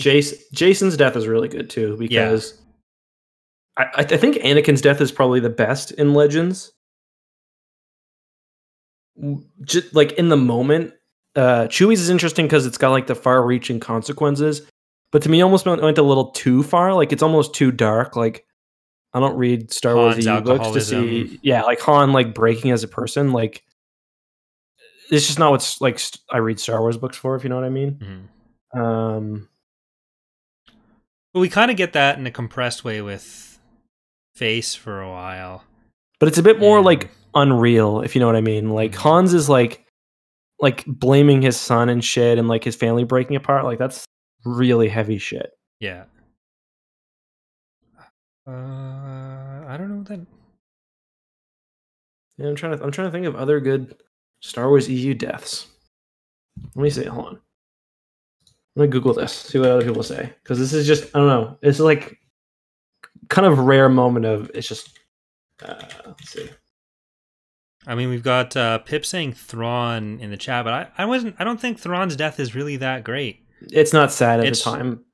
It's not sad. Like Thrawn is just such a disconnected character. Like he's supposed to be this mysterious figure that's capable of just killing everyone, but there's not that same emotional connection that anyone has to him. So yeah, Thrawn's death is like kind of retroactively sad, like in the Thrawn duel, when he's kind of like retconned as a character. Yeah, like after, I think more after like Outbound Flight, that he actually becomes a character. With the Hand of Thrawn duology and everything, it's still just like this cult behind him. Yeah. But and by that point, everyone's already read the Thrawn trilogy, so it's like, oh, this guy eventually dies, but meh. Yeah. On that note, it is kind of exciting that we don't know what happens with Thrawn in canon. Yeah, he's definitely going to be brought back. Oh yeah. It's just like I've never been around. Like there's never been a time where I've been reading the EU where like I didn't know what Thrawn's end would be, if that makes sense. Yeah, I guess Thras and Lorana Jinsler is pretty well done in Outbound Flight. Where they're crashing Outbound Flight to save everyone else. What's her name? We get some good in. What's Alima Rar's sister's name? No, it's not Alora. That's the Jedi Knight one. Because her death was pretty good. Yeah.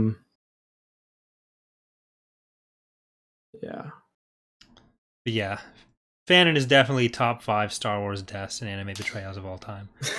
But number 1 is definitely when Luke lets his new girlfriend take the body of his classmate. Students. We're getting into some weird shit in a few minutes. So, I really was upset when that one Gorog Killick died. You know, the short one. There's droid in KOTOR that you blow. Yeah. Robo Leia killing Trioculus. Oh, God. True. What about Empatre's Brand blowing himself up? That one is pretty. He's like, I'm going to take Palpatine straight to hell.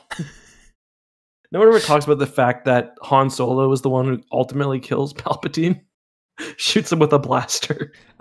So actually, I was listening to, I think it was the Rooster Teeth podcast recently, when they were talking about some Game of Thrones stuff, and so maybe like allusions to spoilers here, but they basically called what happens in Game of Thrones the same as if Star Wars ended with I believe he said Han. I think Bernie said Han shooting Vader with a blaster, and that was how that ended.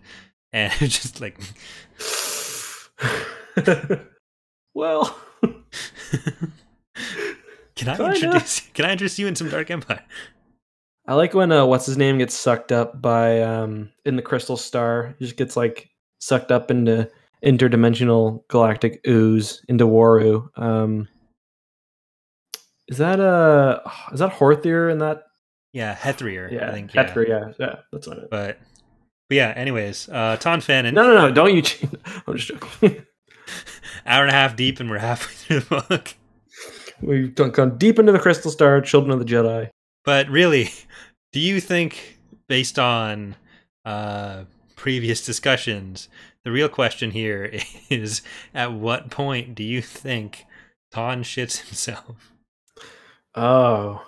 Because this is apparently your area of expertise.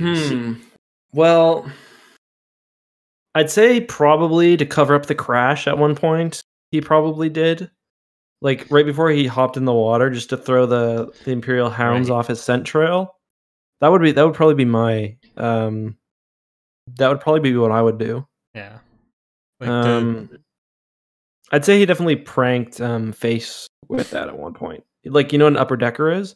I don't know the exact mechanisms of how it works in a Star Wars refresher. But it's basically when you poop in the upper part of the water reserve for a toilet. So I think there is a Legends version of that. Okay. Yeah, well, so you just know the whole time that Ton is aware that he's going to die, and he's like writing that will or the letter to Face the entire time that Face is like, okay, no, we're rescuing you, we're getting you out of here. But I know it's like a very like it's kind of funny if you think about it, because it's sad because he's being hauled on this speeder, but I just imagine him like on his belly, like texting with like his legs like kicking and stuff, just like just like relaxing and like Face like dragging his ass. But yeah, I just imagine like just like him like just bopping his head around, like sending a text. That's his last will. Yeah. So Face, we kind of get a similar to Plagueis run through the forests and swamps after he kills Tenebris. I was really wondering how you were going to But unfortunately, unlike Plagueis, there's no naked guy taking a leak to see it. No, he just gets back to his TIE Interceptor and flies back to Halmad. The whole base, or the whole squad, is assuming at this point that that both Face and Fannin are dead. And Wedge is talking about like what they're going to have to do without that. Wedge basically doesn't really care. Yeah. And this is kind of when the plan comes together for the diplomatic meeting with Zsinj, where Wedge is basically saying, okay, Face is kind of our impersonation guy, so without Face, how are we going to do this? We'll have to figure someone else out. But luckily, Face shows back up, and we get basically like an entire mental breakdown for the Wraiths, where Face is like blaming himself for Fannin dying, and Wedge has to like talk him out of it. And the same thing kind of happens later. It's a lesser extent, I think, than what he goes through later with Castan, as far as just like how he feels responsible for it. I think he deals with Castan's a lot better. Yeah, but the idea of like who's responsible for it, he deals with much worse later. But this right now is like just emotionally wrecks him. Yeah, I mean they're like best friends basically. Yeah. And they're both kind of seem to be loners, like Face is Fannin's like point of contact. Which is nice because they don't have to write a letter to any family members, but it's also pretty sad.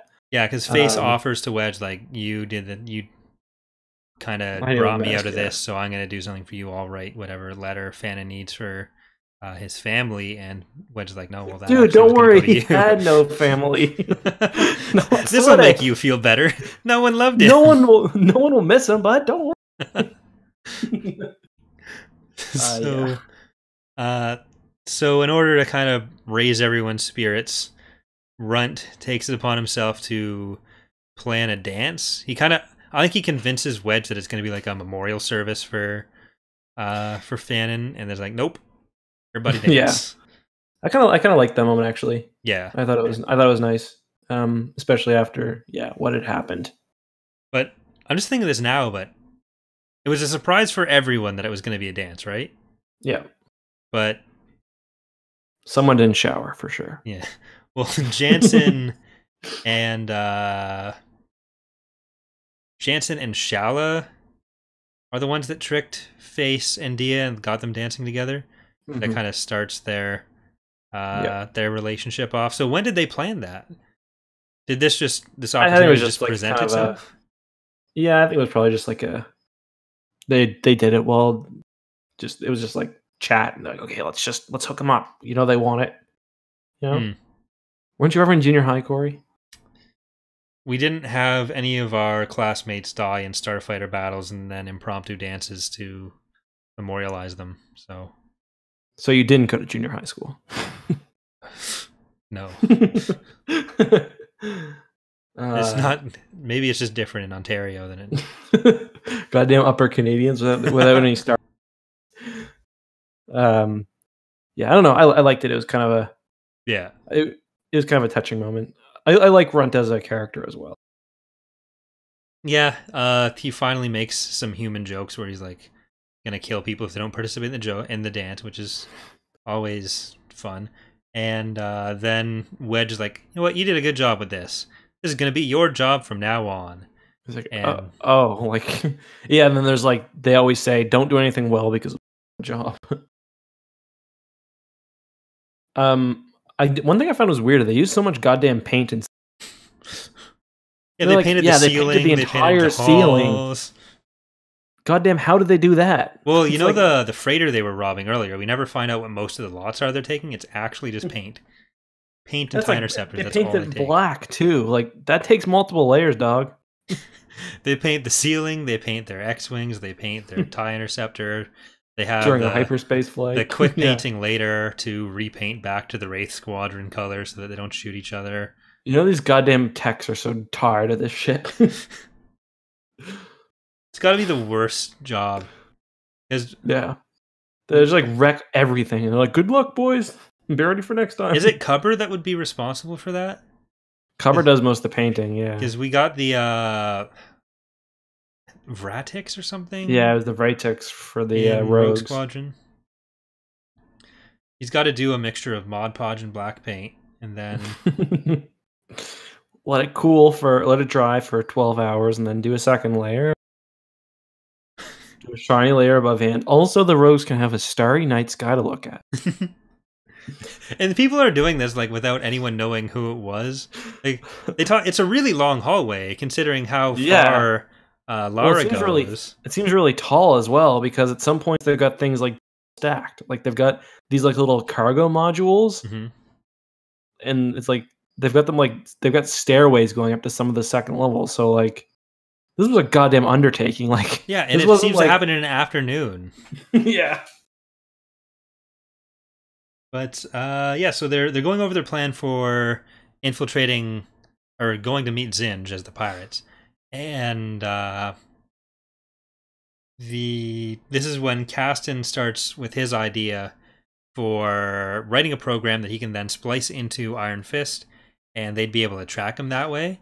So he brings it to Wedge privately first, and Wedge is like, no, how do you know you're better than this guy? Later, you've got 2 minutes this time. Write the code, we'll do this eventually. And Cass is like, no, this is outrageous. And they have another meeting where they're all talking about what they're going to do. And Caston is like, well, actually, I think you're an idiot, Wedge, and goes off about how his plan is to do this thing. And everyone's like, no. And Wedge is like, why are you doing this now, buddy? You're not going to Coruscant, basically. No downtime for you. Back to painting ceilings. And then, of course, he sneaks on and ends up getting himself killed. Because the plan was good, but Wedge was right. Like, this isn't the time for it. Yeah, like any chance of failure from that was not worth it. Yeah. and like they're going to get more than enough out of their association with Zsinj. So just make the code, sit back and wait. What's the name of the splicer again from Thrawn? The like savant, the New Republic splicer. Well, he starts off with Talon card. Yeah, I know who you're talking about. What's his name? G. What's his name again? Yeah. Gent. It's Gent. Yeah. This would have been a cool character for them to have Gent play. Obviously, like because it's similar, and obviously Gent had been, but I guess he wouldn't have been with the New Republic at this point. No. So never mind. Thrawn is not for another year and a half. Yeah, I forgot Gent wasn't already with the with the New Republic. He started with Talon. But yeah, so he's a very Gent-like character because he's like very good at what he does, but he's very kiddish. And I think I guess he's immature and kind of shitty. Yeah, but was Gent I thought Gent was just more of like a weird, more of a face. Gent was kind of a face or fanon more than Castan. Mm-hmm. But so they're taking their shuttle Nara, which I got mixed up with Sungrass so many times when reading the book. Yeah. I couldn't remember what the Nara was because they mentioned it by name a few times without reminding us that shuttle. Yeah, but I do like that they keep it from last time because we see some cool action with it with the mech they make. Lambdas get a lot done in the X-Wing series. Yeah, do they ever? Tycho with his targeting. Yep. Nara just shuttling people back and forth. They're the real unsung heroes of Wraith and Rogue Squadron. True. You're not wrong, buddy. Plus, like, whenever they're in battle, like, they're described as being pretty deadly. They've got, like, rear-facing cannons and stuff. Yeah, with Lavaril, or whatever it's called. Lavisar. Yeah, because Lavisar was producing lambdas and that kind of, or sentinels, lambdas. I think it was lambdas, but yeah, regardless, they're kind of like a big blast boat at that point. Yeah, they were thinking about like, oh, they've probably got some militarized versions of these with heavier armor and stuff. Mm-hmm. So that does come up. Yeah.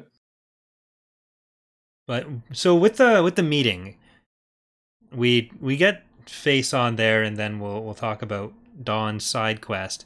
But with the thing that happened at the end about like how Zsinj was congratulating everyone on playing their parts well, my initial takeaway with that was that Zsinj was on to them. Did you get that impression? I had no idea. Like, I didn't even understand why they were wearing disguises and stuff. Because doesn't Melvar wear like some sort of disguise or something? Like, how am I imagining that? But yeah, no, I didn't really get it. Whether they were just maybe that's addressed in the next book, but because he doesn't really figure it out even after the loss of the Superstar Destroyer. Yeah. So. Where, like, yeah, I don't think the Zsinj side were wearing disguises, but it just kind of seemed at the end there, like, oh, they actually knew what was going on because there was the thing when they just got on where the stormtrooper that was kind of patting him down gets a bit too pushy with Cal, and Cal breaks his jaw or something. Yeah. God damn it, Cal. Yeah. And so like that was clearly just a test of them when that was fine, but the other stuff where it was like, okay, everyone played their part well. I was like, okay, does he know? Yeah. Yeah, I don't know.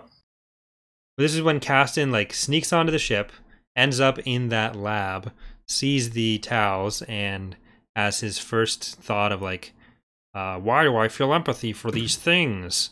Because he's just a shitty person. Yeah.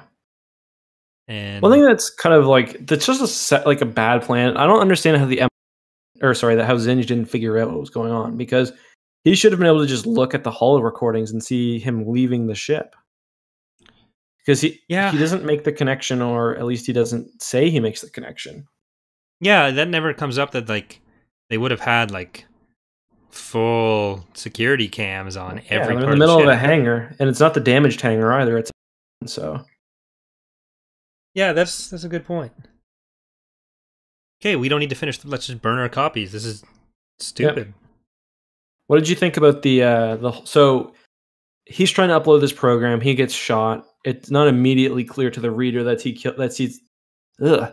killed in a gunfight, but basically as long as we take Dia's word for it, or is it is Dia, right? Who it's him? Dia. Yeah.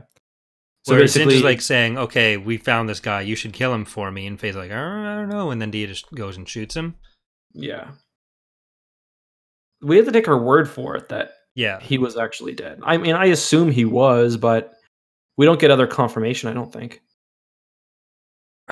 No, I don't. See, I was unclear on that, whether it was supposed to be a thing where like we're supposed to take her word for it, or if it's just supposed to be like we accept that this is a thing where she has to rationalize it some way, and they would all be dead regardless. Because it kind of plays into the whole wraiths are broken people, and like she's clearly just absolutely rationalizing and destroyed by it, and Faye kind of has to pull her out of it. But that was a little out of left field for me. Yeah, I think it was even if I guess he is dead, she's really disrespecting his body or whatever because she like shoots it in the throat. Yeah, well, she explicitly mentions that. Well, I guess we do get the confirmation later that because we get her internal monologue about her internal thoughts about it, where it's like, so she definitely believes that he was dead at the very least. He probably was. Where she was like, I just shot a guy who deserved better. He didn't really. He was warned. Horrible. Like they tried to babysit him, and he's just like, got a secret compartment within the smuggler's compartment. Yeah, like Face was saying, maybe I should have checked better, or I should have done a full sweep rather than just searching. And was like, no, this isn't on you. Like he's like, you can't be babysitting other soldiers. Yeah, because Face was trying to say this is all my fault, and was like, well, it's all your fault. What about my fault? What about Caston's fault? What about like everyone's fault? Don't put this on yourself. Yeah. Speaking of doo-doo, that crawl space probably stank if they had any sort of distance on that journey.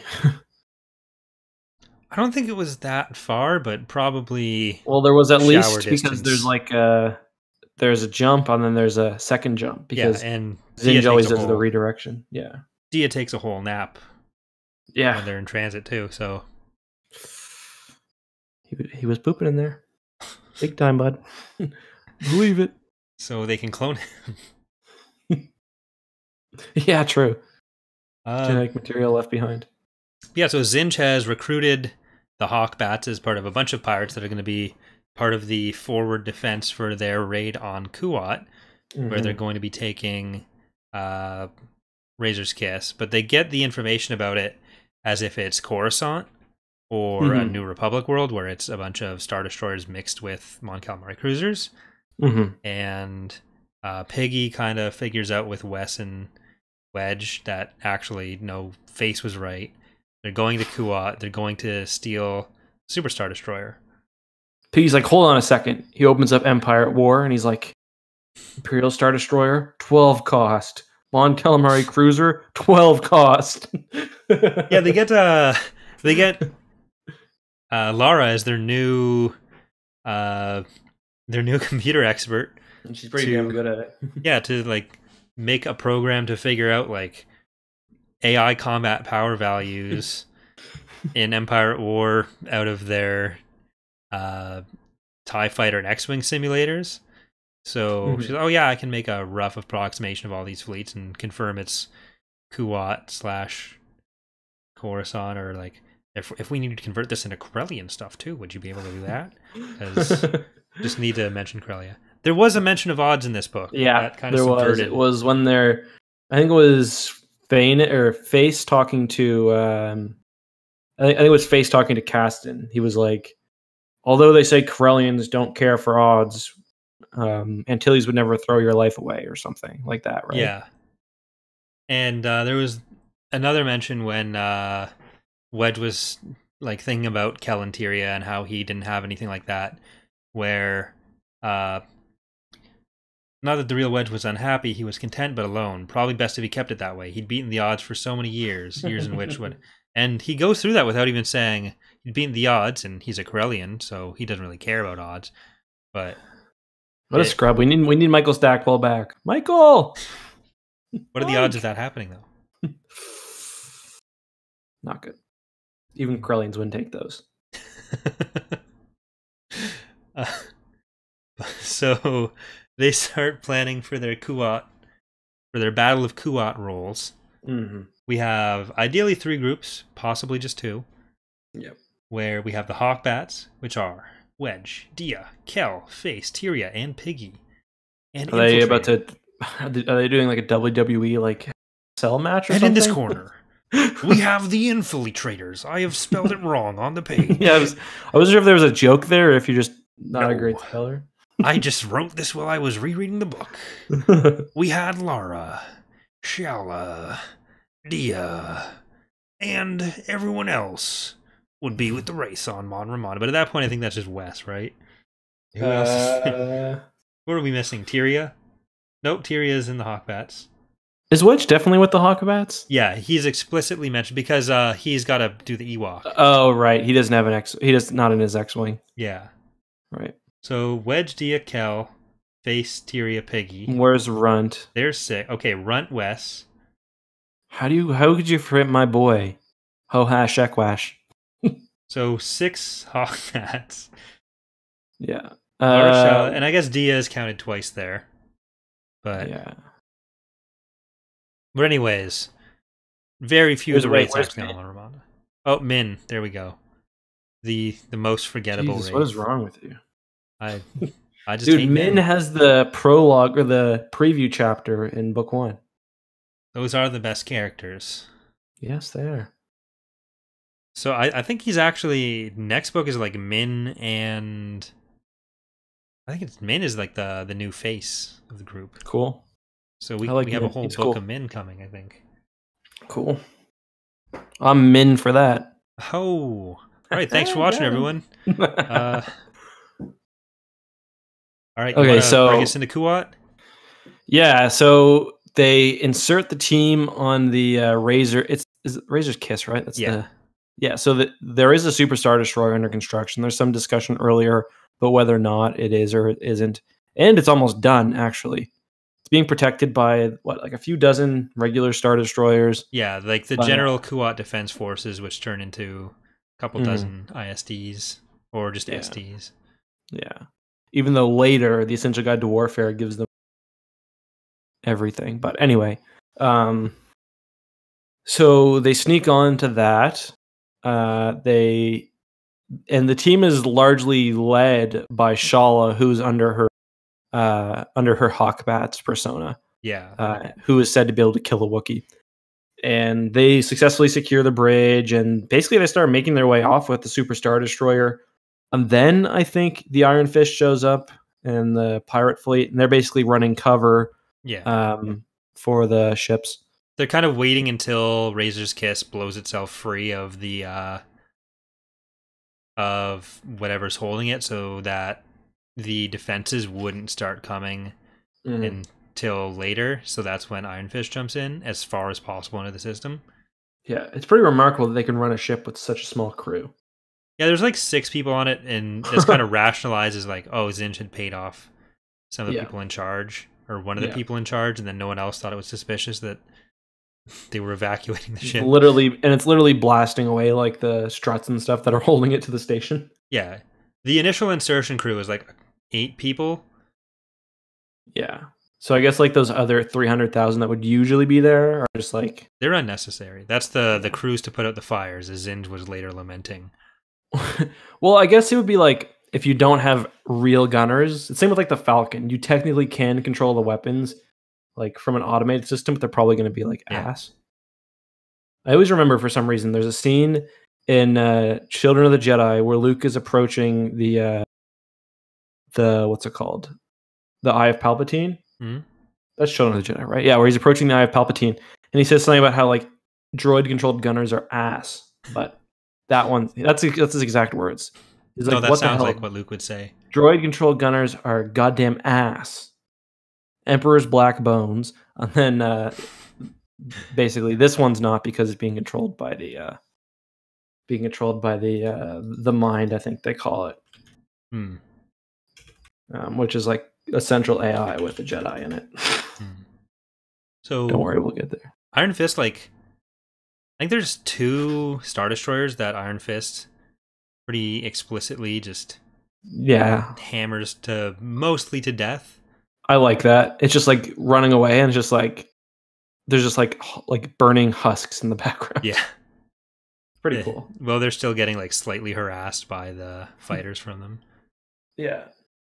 But... so they get away at first, but the rogues have kind of... This is some weird Star Wars shield magic bullshit, but the rogues have basically attached themselves to like the hull of the 2 ships. Yeah, so Shala had put the tracker on that Kasten had made, and then she made a real explosion where she faked her death so she could hide out in an escape pod where she took a nap. Yeah. And eventually, like, they had a plan where they were calling themselves the Parasites, where they'd go and try to shut down the shields from on the ship. Yeah. Mm-hmm. So, anyways, the Super Star Destroyers get away, but they recover them, or they find the location of them quickly, and they're fully attacked by like Solo Command. Well, it's like a third of Solo Command. It's mostly the Mon Ramonda and a few support vessels. Yeah, we have a massive New Republic fleet of Mon Ramonda, Tadivian, the Nebulon B frigate, which is a training frigate. Because then isn't there like a Crusader or something? But I don't think there's a Marauder and a Quasar, and that's it. But I don't think the Marauder and the Quasar go, because we only hear of until the 4 fighter squadrons. I think because if the Quasar were there, rogues, the B wings, the A wings, unless they're there and they're just not explicitly mentioned. But yeah, I'm curious now. But Han's plan is basically like stand in front of Iron Fist so it can't jump away. Yeah, and then they're like, it's funny because I did a video on hyperspace before I finished this book, and at one point Zsinj like, if we try to jump through light speed, it'll destroy both of us, which doesn't really seem right to me. Well, if you go with the 8,000 meter figure, it would kind of be like if you were to have something that was like, let's say about 3,200 meters, or a little bit longer maybe, and there were some kind of giant battle platform, and if one person were to like, whichever one jumps to hyperspace with the other, it's probably going to shatter them both. Right. I don't know where that would happen though. Yeah, and also that maybe seems to be what Zsinj is collateral alluding damage to as well. Yeah, but that seems to be the kind of situation Zsinj is alluding to. I don't know that we'd ever see that happen. If we do this hyperspace jump, it'll somehow destroy the rest of our fleet back at Rancor base as well. The debris will go fast enough. But speaking of kind of shield BS, there is some kind of oddities in this. So it seems to be like, so the battle starts and the wraiths are launched and the 2 parasites come active. First is Shala becomes active first, and she's, I guess, under the shields of the Razor's Kiss, and she blows up the shield generator, I guess. Yeah, it's kind of taking the whole deflector, the domes or the shield generators approach that is incorrect, but I mean, it makes sense because I think she's supposed to be under the shield. So, but then she flies out through it. It's weird because Star Wars shields are supposed to protect against objects and lasers or energy, but you see ships flying through shields all the time when they shouldn't be able to. Yeah. Well, with her, wasn't she inside the ship still, and then she gets the TIE fighter to leave? Yeah, and then, I think you're right. And Piggy with he's like landing on the ship and kind of commandoing his way through. Yeah. But yeah, I don't know. The idea of a TIE interceptor being able to blow up, or whatever they're flying, being able to blow up, like with lasers, the shielding of a Super Star Destroyer. I don't know. Yeah, it just seems like it does seem like the shield generators would be a bit stronger than that, but yeah. There's also a weird point earlier where it's like they talk about how a ship has its engines blow out, I don't know if you remember this. It has its engines blow out, and they talk about how the shields don't work anymore. I guess it's like a car where like the engines provide a degree of power to the entire ship. Wasn't it Monramanda where they'd taken out the engines of the ship, or was it Iron Fist? No, I'm thinking this happens with the Starfighter. I think earlier on, where they're like, there's a Starfighter that gets its engines shot out. I'll see if I can find the quote. Because I did say Faces. Maybe, and then like so the shields don't work anymore. So I guess there's like it's kind of like with a car, like you can kill the battery, but you can recharge it by driving around. All that kinetic energy from the engines on a starship. Yeah, let's see if I can find the quote, but yeah. They get the shields down, and Monramanda they end up blowing up a bunch of the bridge stuff, so Raslin's dead and Zsinj has no one on the inside. But then Zsinj luckily gets a call from one of the former Kuat crews. He's like, yeah, I'd rather you have it than the rebels blow it up. And then he just dies immediately, so it was entirely pointless. Yeah. So they managed to... I do like how, so once the shields are down, they basically just crush it with, B-Wings and X-Wings, and then they move on, because so Piggy initially has problems, but he does get his Starfighter repaired. He managed to disable the shields of or not totally, but he, weakens the shields of the Iron Fist, but they can't quite kill it, and it does manage to escape. Yeah, so Monramanda able to basically 2v1 Super Star Destroyers here. The 4 fighter squadrons pretty much do all the damage they need to blow the Razor's Kiss into half or into a bunch of tiny pieces. And can recover those pieces though. Those are recoverable. Yeah, but I mean, quite a victory for the serious victory for the New Republic here, because they lose a few ships, but a few starfighters, but. They lose Captain Onama's chair as well. Yeah. Although, to be fair, Zsinj doesn't lose that much in the book. Just some starfighters. Because he had just captured the Super Star Destroyer. I mean, they do damage the Iron Fist, which it does seem like Zsinj has, it is a lot of effort for him to keep it active.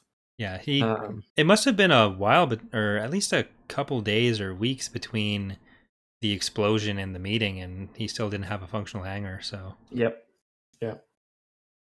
One thing I like throughout this is kind of off topic, but we kind of get hints that Leia's going to Hapes, because it's always talking about some diplomatic mission she's on, top secret mission that people are saying might have to do with taking down Zsinj. Yeah, she's really just going to meet a cutie pie BF. Trying to slide into a soldier's DMs. I was reading through Legacy of the Force, and I forgot that Jason decapitates Isolder. Yeah.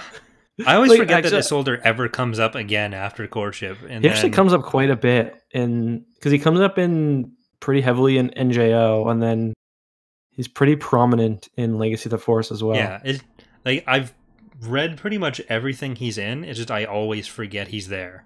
He's the least memorable Star Wars character. It's I always forget that Tenel Ka only has one arm. I always forget that. Does she ever get No, she doesn't get a prosthetic. No, she never gets one, but it never addresses it. Yeah. Just Dala only has one eye. She loses an eye, but half of the Fate of the Jedi stuff has her with 2 eyes. But then in the book, she explicitly is wearing an eye patch. Yeah, that's a pretty easy thing to fix too. Yeah. Soontir doesn't do it for good reasons. I don't think we ever get Dala's reasons to not. No, we don't. I don't think we ever get what's her name is for Tenel Ka for not getting a new arm either. I think we do, where it was just supposed to be a thing she's supposed to overcome. Yeah, I think it's in Young Jedi Knights where she does. Yeah, I'm pretty sure, because I've read that. I'm pretty sure Jason cuts her arm off. Or it's Jason's fault in some way. Yeah, but yeah, so that'll be for our read through of Young Jedi Knights. Dude, I'm pumped. I love those books. Those were the first EU books I read. Yeah, probably. Well, maybe not first, but the ones I most have fond memories with. Shadow Academy and stuff. Awesome. Yeah.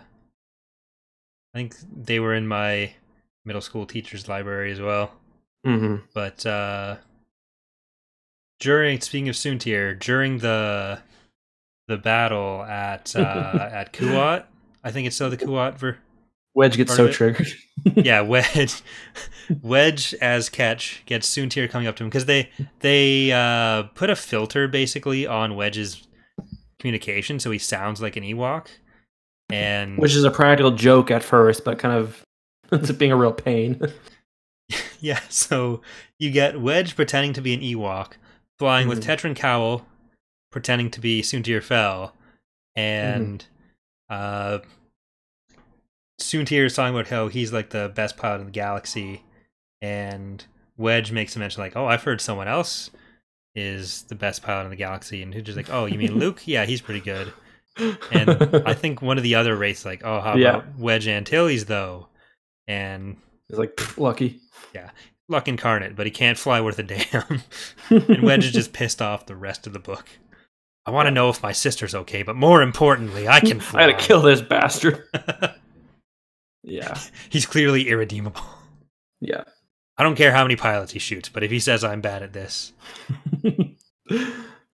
I do like how, on that note, I meant to mention this earlier, when they meet Solo Command for the first time, you do really get the sense that Wedge would be a much better commander than Han. Yeah. Like, much better. Neither of them wants to do it, but Han accepted it because he had to. And yeah, but Wedge is like, he's like, you're probably being pretty stupid about this. Han's like, oh shit, really? Wait, should I not be attacking all those civilian targets just because we think they might be Yeah.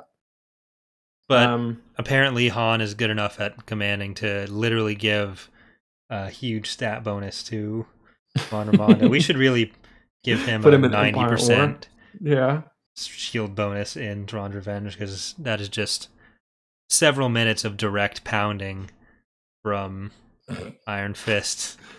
Oh god, that sounds horrible. Military man pounded by large alpha male. I'm just gonna stop. I mean, Iron Fist is itself just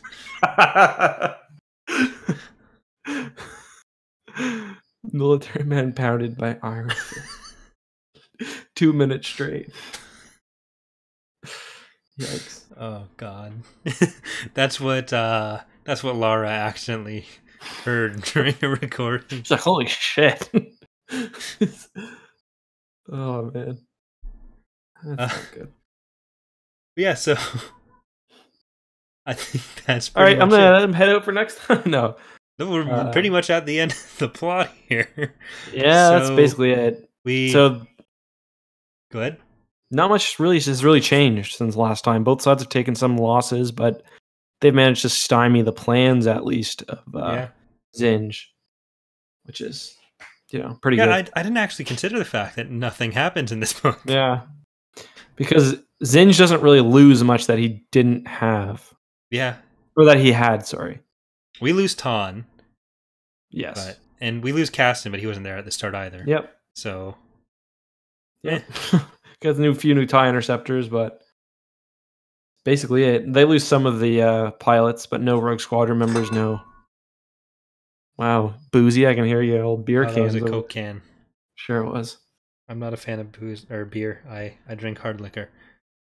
Like a man. But you mean synthetic hard liquor, synthetic Coruscant brandy? Only calf, actually. Oh, no, I think also was there Tapcaf? I don't think so. They go to Tapcaf places, but I don't think they use Tapcaf in this one or in the other one. So that's 3 books now, if I'm right. God, what are we doing? But I think it's a Deveronian that replaces one of them. Yeah. LSR Targon. And I guess no one else needs to come in because Lara was already Wraith 13. Yep. Yeah. I was going through my notes just when I was looking for a quote, and I found one part that I really like. It's when they're all presenting their ideas. Mm-hmm. So is it Face or Fannin that's in charge of having one? Face. Hold on, let me find the quote here. But basically, Face is like talking, like Face has a fake. He's like joking with Wedge, or he's like screwing with Wedge, and he says his plan is to have like the squad pretend to be like a traveling circus or whatever. Here's the quote. I've discovered that Kel has a pleasant tenor singing voice, and Runt is actually an accomplished mime, a skill that few know is widespread on his homeworld of Thakwa. By integrating modern holographic technology with traditional song and dance routines, we could capture the Warlord's attention. And then he's cut off. How about the idea you submitted to me? Oh, that one.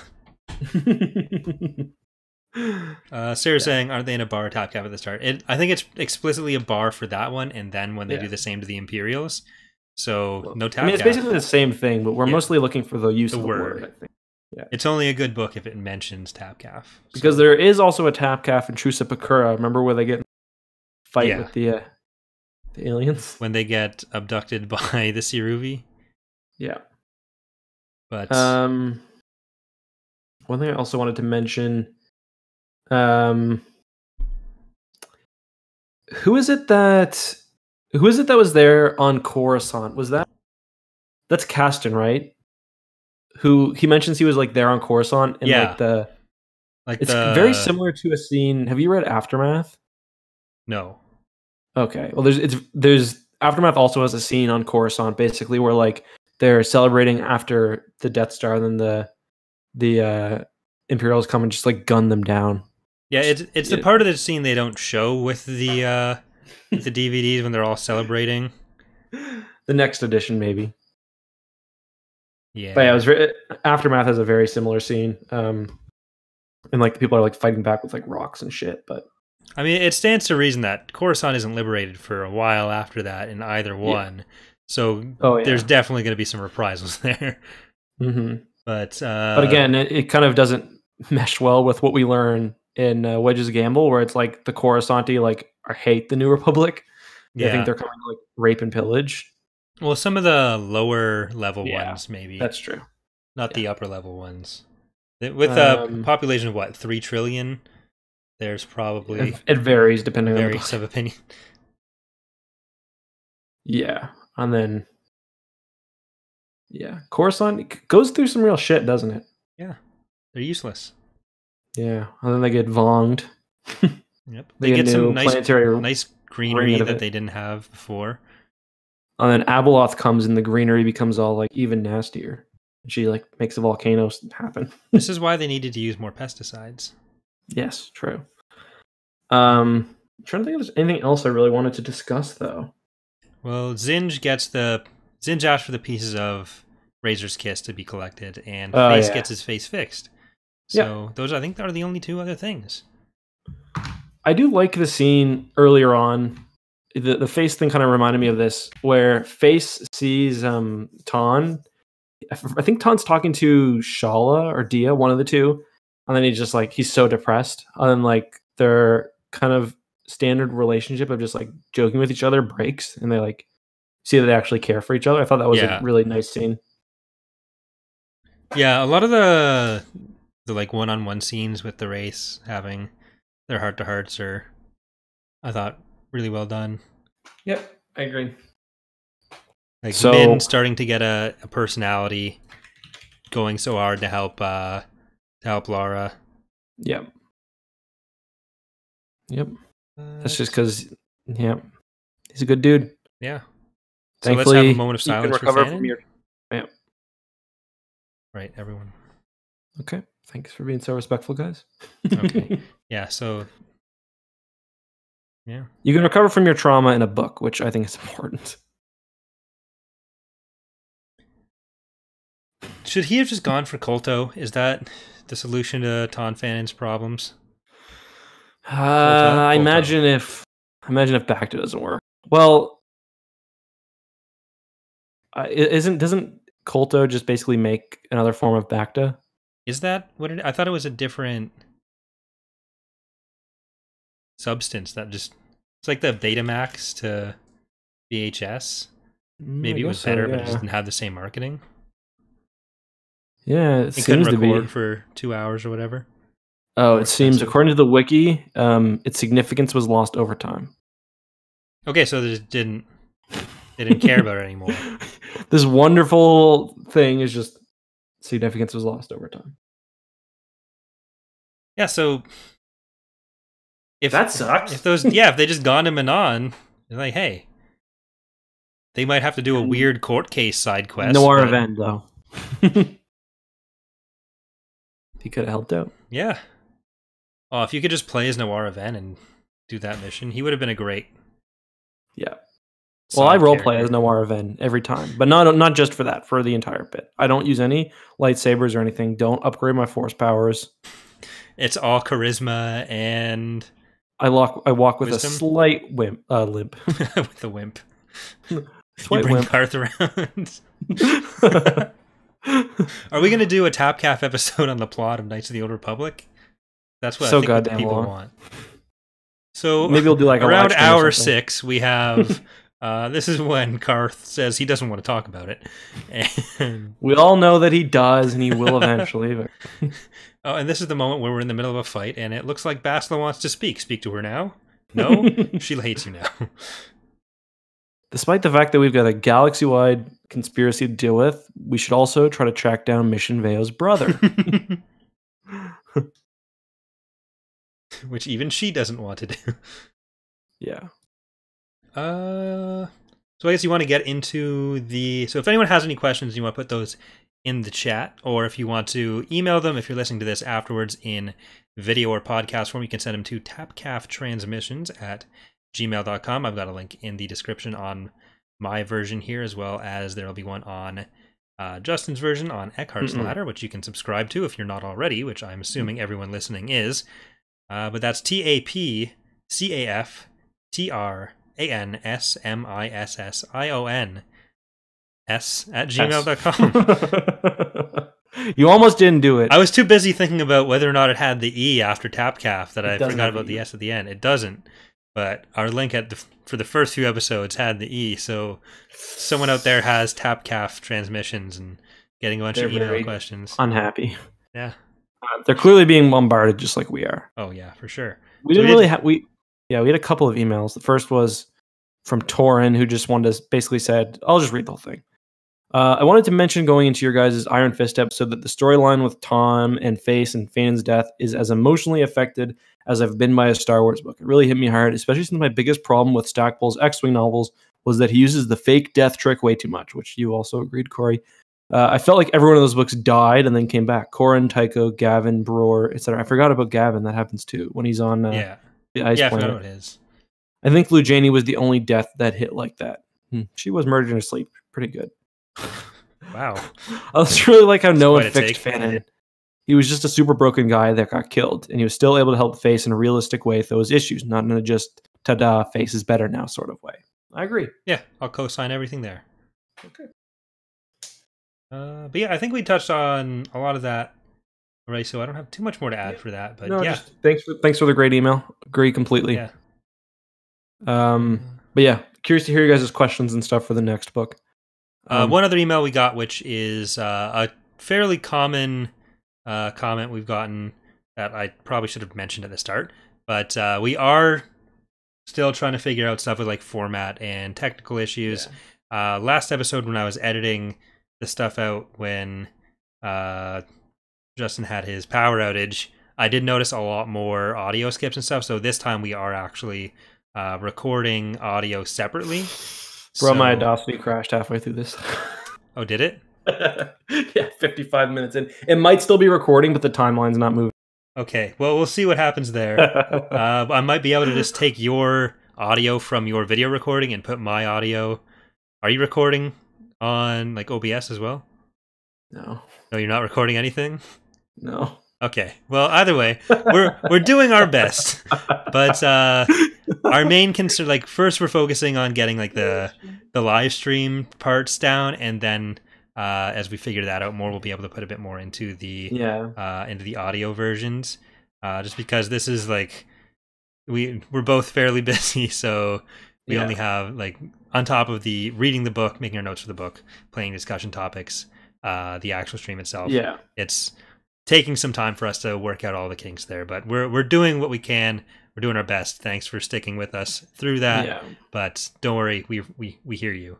We're not with a podcast network or anything. We're just learning. Yeah.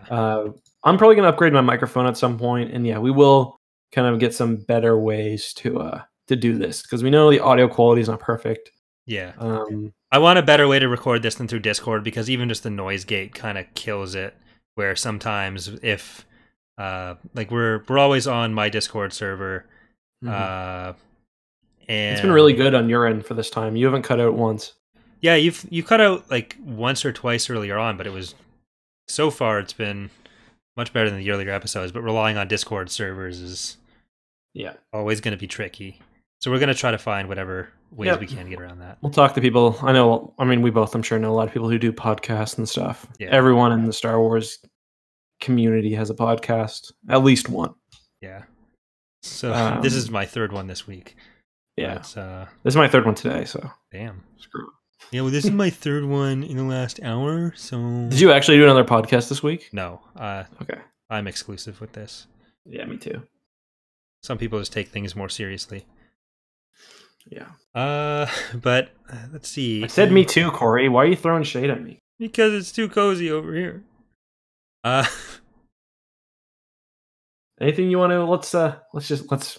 Anything that you're excited for? What's going on? Talk to me.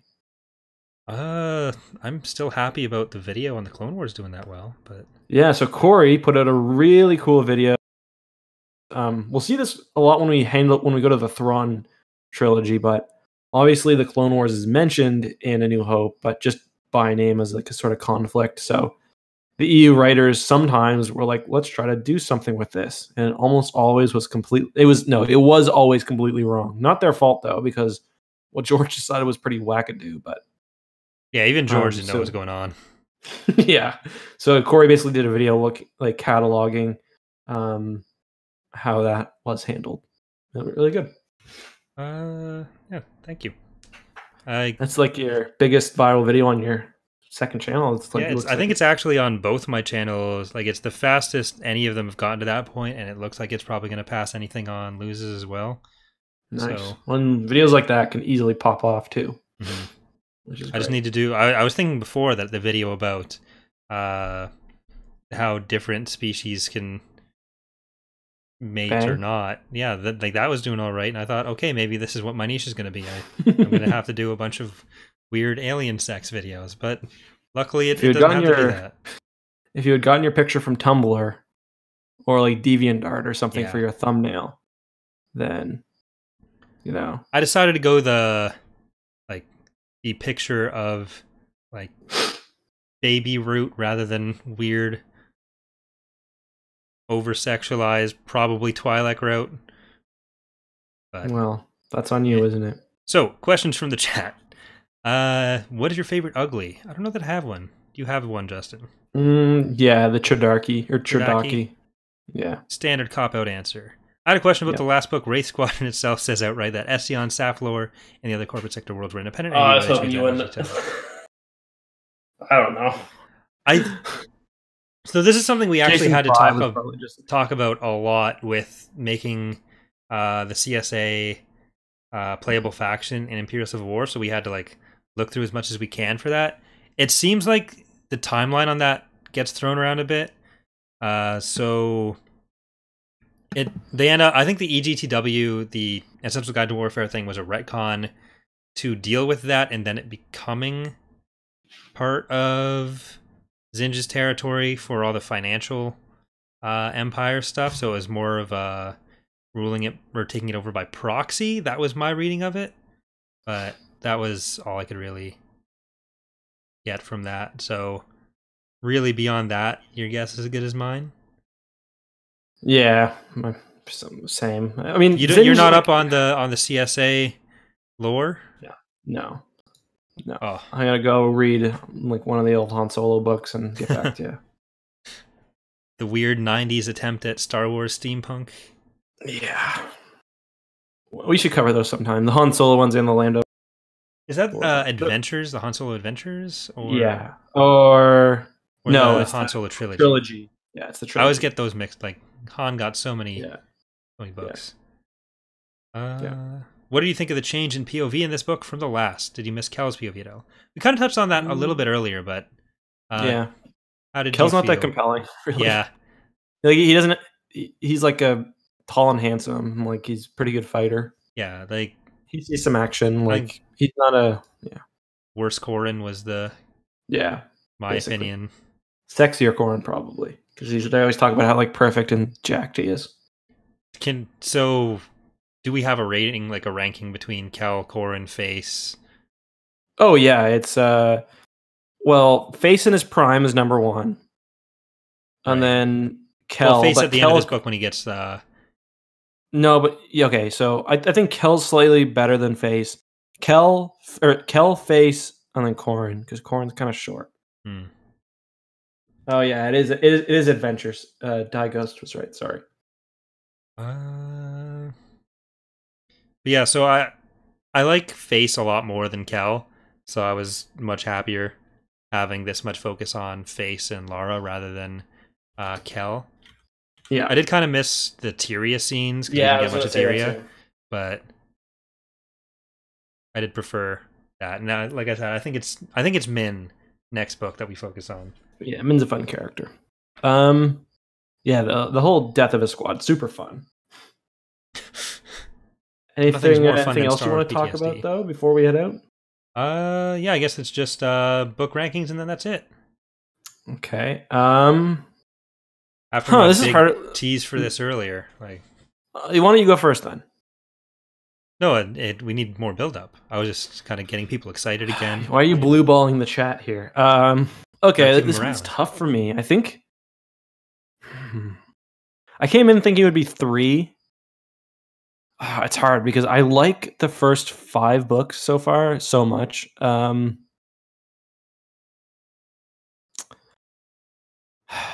I think I'm gonna put it above Wraith Squadron. So 5. It's the new 5. So Plagueis, Rogue Squadron, Back to War, Wedge's Gamble, Wraith Squadron, Truce at Bakura, Krytos. But I like it's so hard because So you're putting Wedge's Gamble, then Iron Fist, then Wraith Squadron. So Krytos is still bottom of the list for And I'm gonna. Is this your new bottom?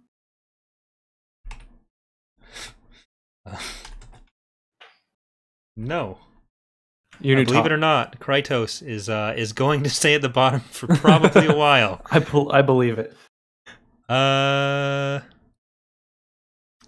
So right now my rankings are Plagueis, Back to War, Rogue Squadron, Wedge's Gamble, Wraith Squadron, Truce at Bakura, and Krytos.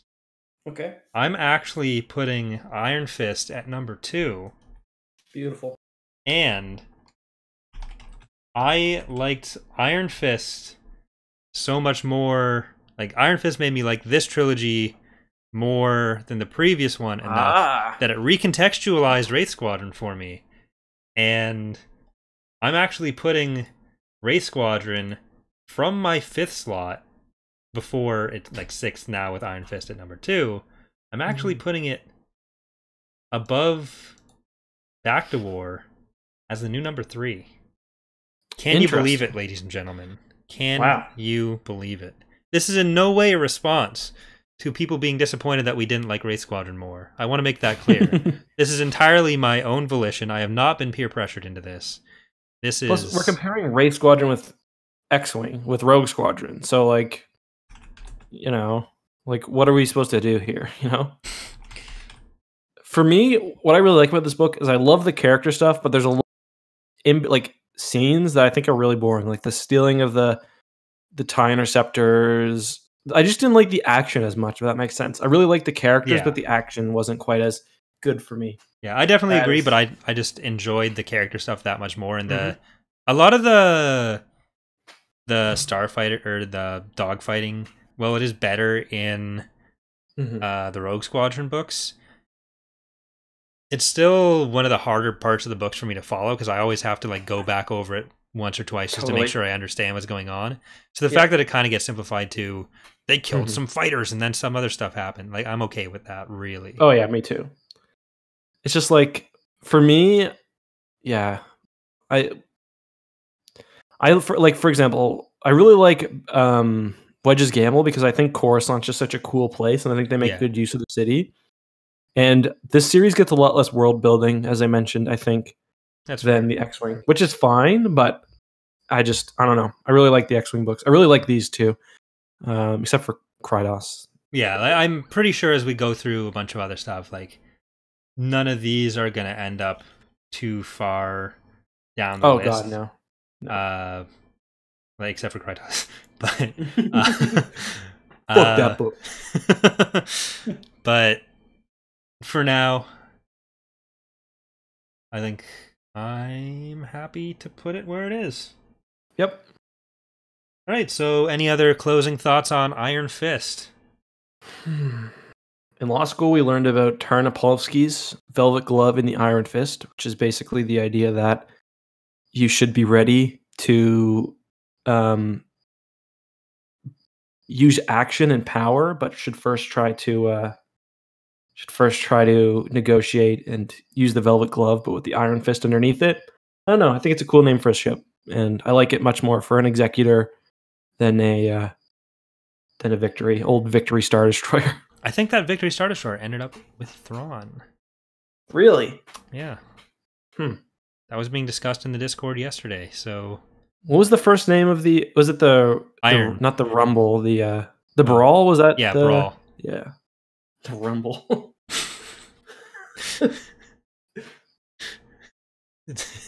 It's all Super Smash Brothers terms. It was actually the Melee, and then people really liked that one, so they turned it into the Brawl. But then people weren't so big on that one, so they changed it again. But yeah. Someone shut this guy up, please. Wow. Okay.